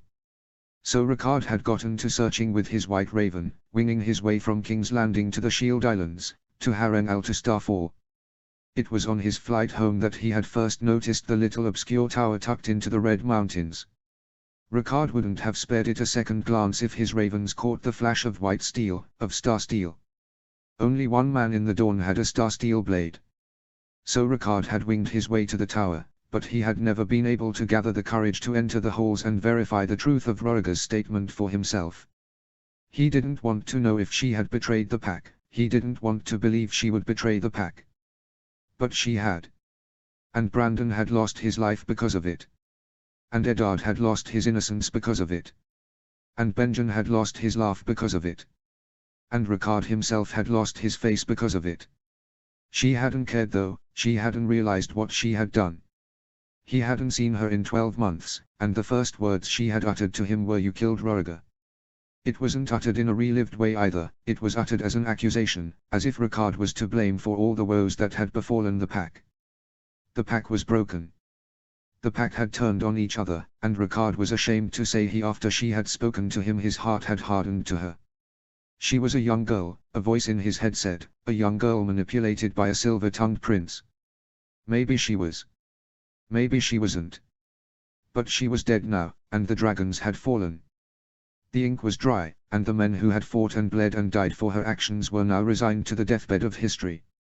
A foolish girl had run away with an already married man and married him as well. Westeros had paid the bride price in corpses, yet those who had demanded the cost didn't even care. Ricard had lost close friends in this war. His lords had lost fathers, brothers and sons, and the first words the one who they were fighting to get back uttered to him was, "You killed Roriger." As if what he had done was the wrong thing. He had killed the last dragon to avenge his son and her brother, a man who had loved her so much that he had ridden off to fight a prince for her. A gift she never appreciated. Ricard's horse began to pant with exertion and Ricard realized he didn't know where he was. Dusty mountains towered around him, and he looked back the way he had come, but he couldn't see anything he had recognized. He closed his eyes and got a glance of the pass he was in from the eyes of his white rave that was flying somewhere above him. To the south was a long pillar of smoke, and to the north Ricard could see the rolling pastures of the Reach. He saw movement on the shelf above him and noticed 3 men dressed like bandits crouching behind a rock, one holding a bow, the other wielding spears. Ricard opened his eyes and his face contorted into a grin. This was what he needed. He needed to spill some blood, to take out his roiling emotions with his great sword. He spurred his horse forward and away from the eyes of the Dornishmen. As he rode, Ricard noticed flashes of steel along the ridge where they were hiding as they followed him. It seemed these pit vipers wanted to play. Well, he would show them how a wolf hunts its prey. What match was a viper compared to a wolf? The Burnt Lord was patient, playing a game of mouse with his Dornish pursuers. No doubt they thought they were driving him further to his death, but little did they know that this LPNE traveler had more bite than bark. They had been playing the same game for almost an hour when the Dornishman tired of the game and chose to attack. One of the ones with the spear ran ahead of him and appeared in front of his path, stopping Ricard from going further. Ricard's cowl was up, his horrible burns hidden. This man would have no clue who had killed him until Ricard was close enough to bite him with his own blade. "Greetings," the Dornishman drawled as he stepped forward, his spear held at his side, though it wasn't held defensively. That was his first mistake. "Greetings," Ricard rasped back. "What is a lone traveler doing in these mountains, may I ask? I've heard that these mountains are filled with bandits wanting to rob you of your gold." The bandit laughed. "Those bandits know better than to mess than me." The Dornishman's eyes glanced to where his friend with the bow sat. His second mistake. Ricard saw the moment in the man's eyes when his friend loosed the arrow, saw it in the way his eyes tightened and his lips pursed. So Ricard moved, as fast as the wolf that ran on his banner. The arrow plunged past where his heart had been merely seconds before. His friend had missed. It was his third mistake. And his last. With a hollow laugh, Ricard Stark drew his Valyrian steel sword. The Dornishman gasped when he saw the blade. "That's Valyrian steel," Ricard confirmed as he threw back the cowl of his cloak. "I must thank you for this. I needed to kill something, and I'm sorry that you were unlucky enough to be the ones to draw my wrath on this day. I cannot promise that your death will be quick, but I can promise that you will be killed by a great man wielding a great sword. It is a death that even kings can be content at." The Dornishman gasped in horror and turned to run. Ricard rode him down and struck his legs out from beneath him. The man tumbled to the desert floor screaming in agony as his lifeblood poured out of the cut in his legs. Another arrow whizzed by his head and Ricard turned to see the archer knocking another arrow, while the spearman charged at him screaming a battle cry known only to the gods. Ricard turned his horse around and charged back up the hill to attack the spearman. With a single sweep of his sword the head of the spear was cut from the stuff, rendering the man's weapon next to useless. To the man's eternal credit, he did not shirk and instead spun the wooden staff around and attacked again. Ricard caught the staff in his gauntlet-clad fist, before wrenching it from the man's fist. For the man's courage, Ricard rewarded him with a quick death. With a single stroke of ice, the man's head was parted from his shoulders and his body crumpled to the floor lifeless. Ricard turned to the last man who threw down his bow and turned to run. Ricard plucked his black knife, the one he had used to kill Roriger, from his belt and hurled it at the fleeing man. It struck him between the shoulder blades, and like his friend that lay behind him, fell to the floor screaming in agony. Ricard trotted back to the man who had confronted him first, and swung from his saddle. He landed on the balls of his feet, his blooded sword still clutched in his hands. The Dornishman turned his head and looked up at Ricard with fear in his eyes. "Please," he sobbed. "We weren't going to kill you. We were just going to take your horse and gold." "You weren't going to kill me?" Ricard asked. "But you admit you were going to take my horse and gold, and leave me in the middle of the desert with no way out. I think I would have died regardless, and it would have been a more painful death than the one you are about to receive. Please," the man begged, but Ricard was done with listening. His sword flashed down and the man's foot detached from his leg. The sword rose and fell again another 3 times, and when Ricard was done the man was missing all his feet and hands, blood pouring out of the stumps. He would not be living much longer. Already his eyes had turned glassy and his skin pale. Ricard sighed and wiped his sword clean on the man's dirty tunic. He turned and retrieved his dagger from the archer's back before remounting his horse. Before he could leave, however, he heard the drum of hooves on the desert floor. Did the bandits have friends nearby? Ricard raised his sword preparing to fight when around the corner of the pass came a great white hart, ridden by a familiar figure clad in bronze and steel and wielding a brilliant white and red blade. Ricard sighed and lowered his blade, sheathing and strapping it onto his back once more. Wordlessly, Roderick trotted next to him and waited for Ricard to finish strapping his sword to his back. Together the two men rode out from the pass together, out of dawn and into the Reach, the lands of summer, where winter's grasp rarely reached. Winter had reached them in this war though. They had lost a quarter of their armies, and of that quarter 4/5 were because of Ned, the stranger's wolf. It was a good name, albeit a southern one. Ricard wondered what the northern lords would call his son. Hopefully something just as warlike. Ned was already far too peaceful for Ricard's liking. It had been a mistake to foster him in the Vale, just like it had been a mistake to betroth Brandon to Caitlin Tully. Ricard had made many mistakes in the last few years, but if there was anything he had done right it was this war, the one they were calling Ricard's Rebellion. Ricard doubted anyone would challenge House Stark for a good while yet. The memories of this war were still fresh in the minds of the southern lords, and if by some chance, they happened to forget, there was an eternal monument outside of the gates of King's Landing warning of drawing the direwolf's wrath. The two men rode in silence as they pondered where the last 12 months had taken them. It had been a worn road, but a hard road nonetheless. War came for them all in the end, and this one just happened to be more destructive than most. A destruction caused by the love of two fools. We argued.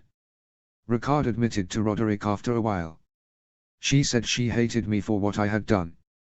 She called me a murderer and a monster.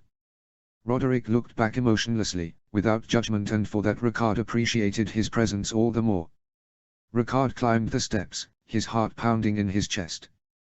He stopped at the same door Ned had, and together father and son entered the room of his daughter. The first thing he noticed when he entered the room was the stench of death. Blood stained the bed upon which Lyanna lay, and her skin was pale, though her grey still burned fiercely when they met his gaze. "You killed him," was the first thing she said to him. "You killed Roriger," she said accusingly. Ricard swallowed. Of all the greetings he had been expecting, that hadn't been one of them. He glanced around the room and saw a cradle in the corner. His heart stopped in his chest. "No." He went to go over, but Lyanna shrieked in horror. "No!" she cried. "Get out! Stay away from her!" Ricard ignored his daughter's cries and peered over the edge of the cradle. Ricard didn't know how to feel when he saw the babe was dead. Behind him Lyanna continued to sob and scream in anger at him. He turned around slowly, thoughts of Brandon charging into the Red Keep filling his mind. "Your brother died for you," he said hollowly. Lyanna didn't respond, just continued to glare at him. "Your brother died for you," Ricard repeated. "It should have been you," Lyanna whispered hatefully, and next to her Ned gasped. Ricard felt anger surge through him, and before he knew what he was doing he strode over to the bed and slapped her hard. The crack of his palm hitting her cheek echoed in the surprised silence that filled the room. Suddenly everyone began yelling, and Ricard couldn't stand to be in that room anymore. He fled down the steps, and stumbled out into the light. He needed to flee, to get away from this place of death and despair. Chapter 66, Return to King's Landing. Summary. Ned and co return to King's Landing. Notes. See the end of the chapter for notes. Chapter text. Eddard. The salty wolf glided across the smooth waters of Blackwater Bay, the walls of King's Landing looming closer and closer. Eddard Stark stood at the prow alone, watching as the city drew closer. Ned hated this city. Even now, from far away as he was, he could smell it. It hung heavily in the air like a noxious cloud, poisoning those who got too close. Ned didn't see how anyone could bear to stand it. The Winter City never smelled like this. The Winter City smelt of pine smoke and snow. It smelled fresh. This place just smelled like shit. This was a Targaryen place. Red walls, black soil. Starks did not belong here. Starks belonged in the Winter City, where the grey stone walls clashed with the snow that fell upon the surrounding fields. Red and black, white and grey. Clean and fresh, dirty and stagnant. The two cities were as different as night and day, and reflected the houses that controlled them. Ned couldn't wait until he was back in the winter city, the cool winds blowing across his face, the snow falling in his hair and the hot springs bubbling in the godswood. The yells of the sailors and the creak of the oars provided Ned with a welcome distraction from his thoughts of home. He needed to be thinking of the now, especially without his father here. He had last seen his father 6 weeks ago when he had stormed out of the Tower of Joy in a black rage, a rage that wasn't all that unjustified if Ned was honest. Ned had no clue where the man had gone, back to Winterfell perhaps, but Roderick had never returned either, so he was most probably safe. Ned turned from the prow and made his way down the length of the ship to the poop deck where Bern Saltstark sat with Davos Seaworth discussing matters of sailing. The two of them had not had an easy time within the desert. They were men that were more used to ships than horses. The two were loyal though, and Ned had appreciated their services all the more. "How long?" he called to them, and Bern shifted his gaze from the docks to Ned. 15 minutes perhaps. Ned nodded. Davos stood up suddenly and held Bern's mirrorish spyglass to his eye. "Look!" he exclaimed, "on the docks." Ned turned to the docks, but couldn't see anything out of the ordinary at this distance. Bern took the spyglass and held it to his eye. His hands altered when he noticed what Davos had seen, before turning and handing the spyglass to Ned. Ned raised the looking glass to his eye and peered down the lens. To his great surprise he saw his father waiting on the docks for him, with Roderick Walton by his side, though he had foregone his distinctive bronze and steel armor for more plain brown leather armor. Ned's heart began pumping in his chest, and he thought back to the last time he had seen him. Ned climbed the steps to the tower and rushed inside.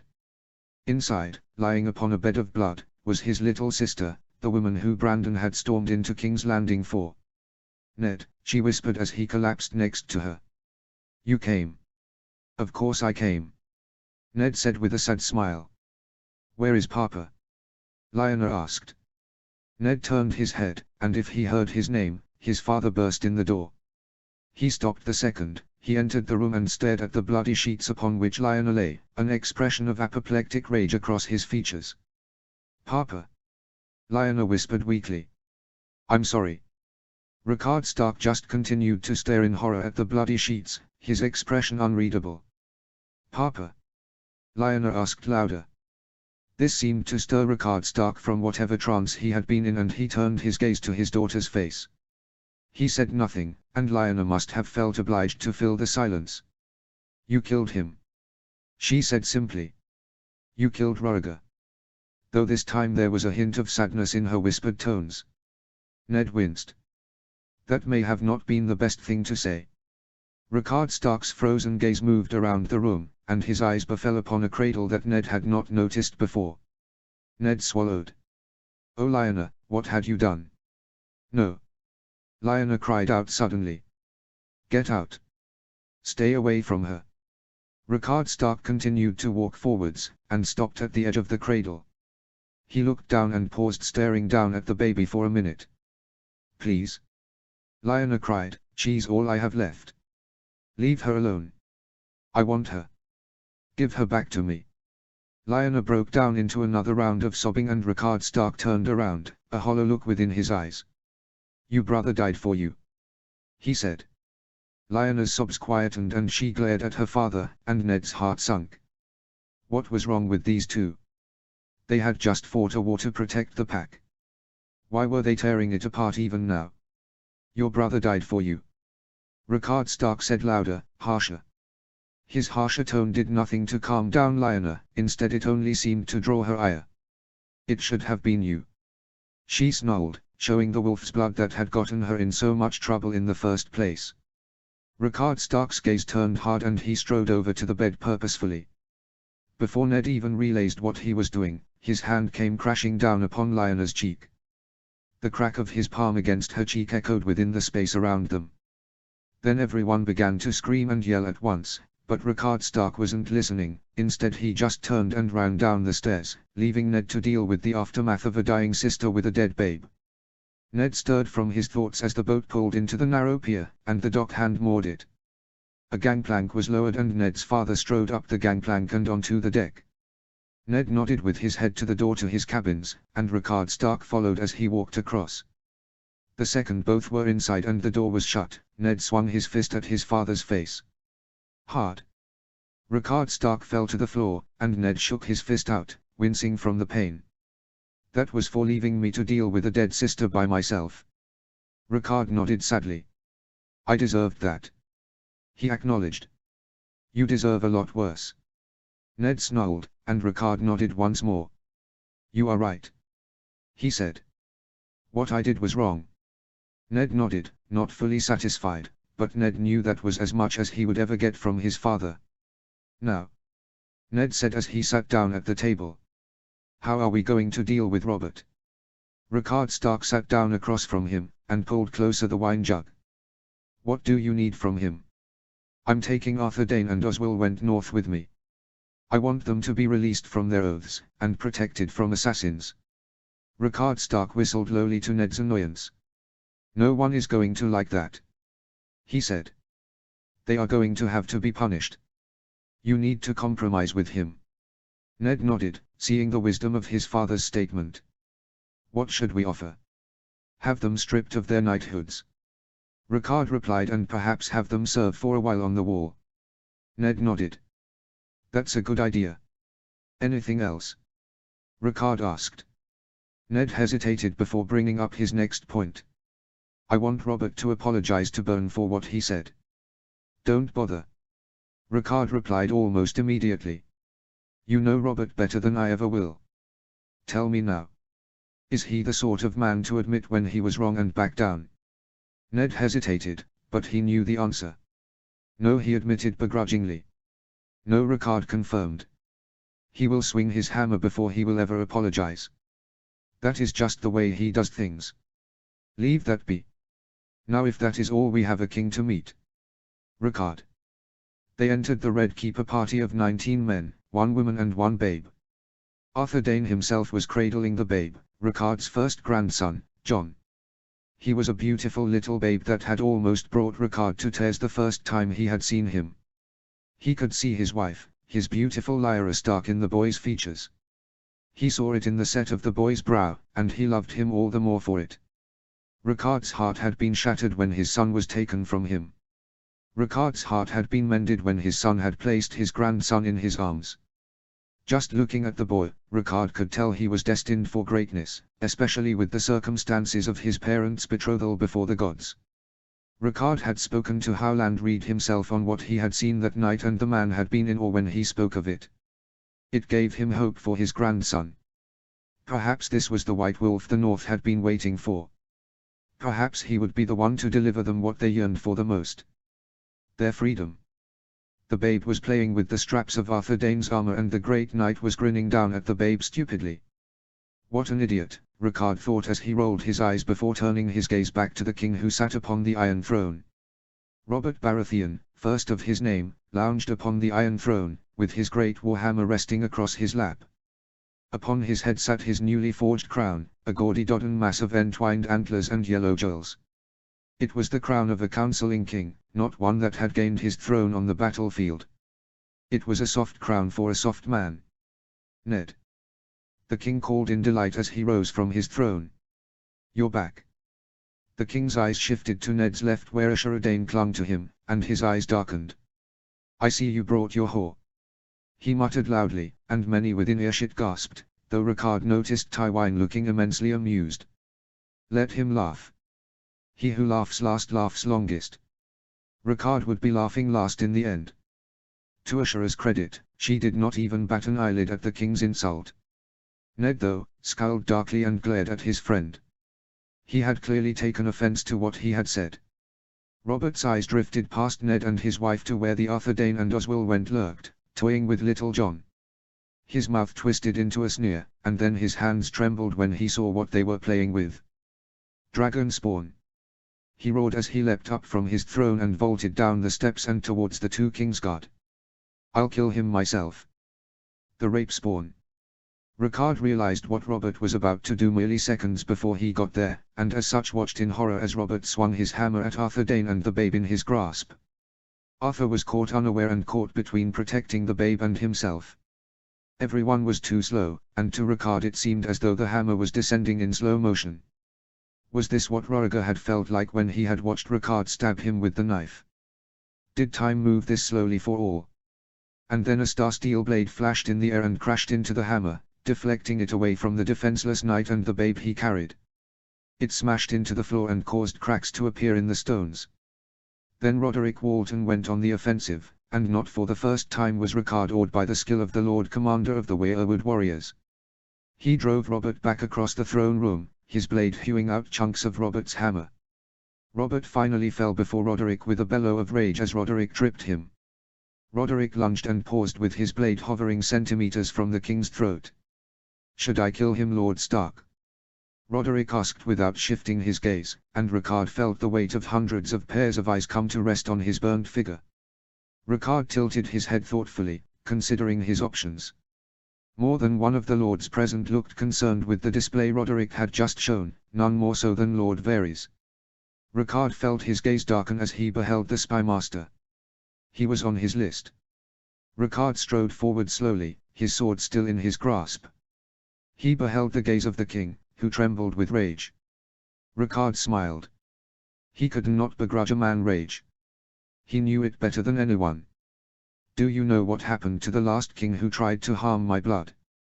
Ricard rasped. Robert glared at him. "Sir Jaime slew with him." Ricard nodded. "He did. He died. Painfully. I know. I watched." Ricard spun around, his smoky sword flashing in the light. "The next person to attempt to harm my blood will face the same fate as Roriger. Am I clear?" he roared.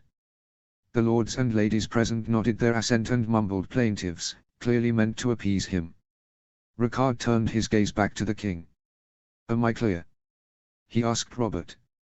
Robert nodded, his face puce. "Good," Ricard said, and he sheathed his sword, before stepping back to his son's side. A glance at his son told him how furious he was. Ricard almost wanted to smile. Almost. Robert got to his feet, but Ned was upon him, and punched him hard across the jaw. "You just tried to kill my son," he roared at the king. "Your son?"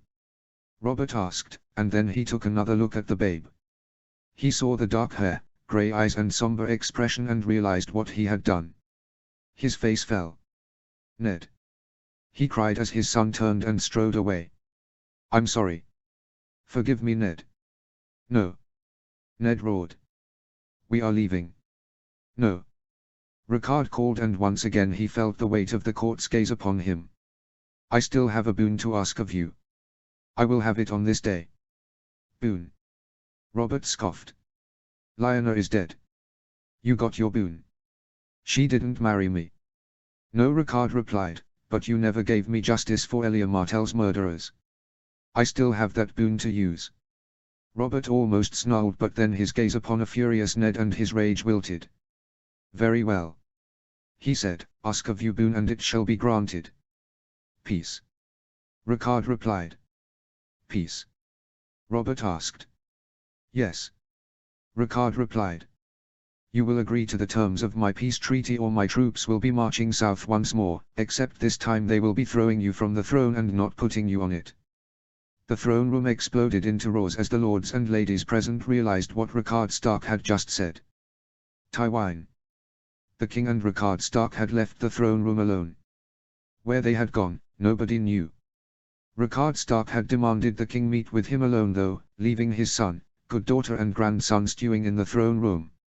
His son, Eddard Stark, looked positively furious, and his hands were clenching around the hilt of his sword. Arthur Dayne looked no less murderous, though in the confusion of what had happened most had forgotten he was actually there, along with Sir Oswell Went. That turned Tywine's mind to the other notable warrior in the room. The man dressed in light leathers that wielded the star steel blade. Life wasn't fair to the Lannisters. The Starks already had a Valyrian steel blade, and now they had a star steel blade too. That was not right. Tywine wondered if he could perhaps buy the star steel blade off the man. The man turned his gaze to Tywine and glared at him. Inwardly Tywine sighed. Most probably not. Starks and their damned loyalty. The door behind the Iron Throne slammed open and a very pleased-looking Robert Baratheon strode out, the burnt lord following in his wake. Though Rickard Stark looked annoyed, Tywin saw the mirth dancing in his eyes. Clearly Robert Baratheon had just been outwitted by one of the oldest tricks in the game. This was not good. Robert strode purposely up the steps of the Iron Throne, his feet clanging on the metal. He reached the top and turned around, before addressing the court. On this day, I negotiate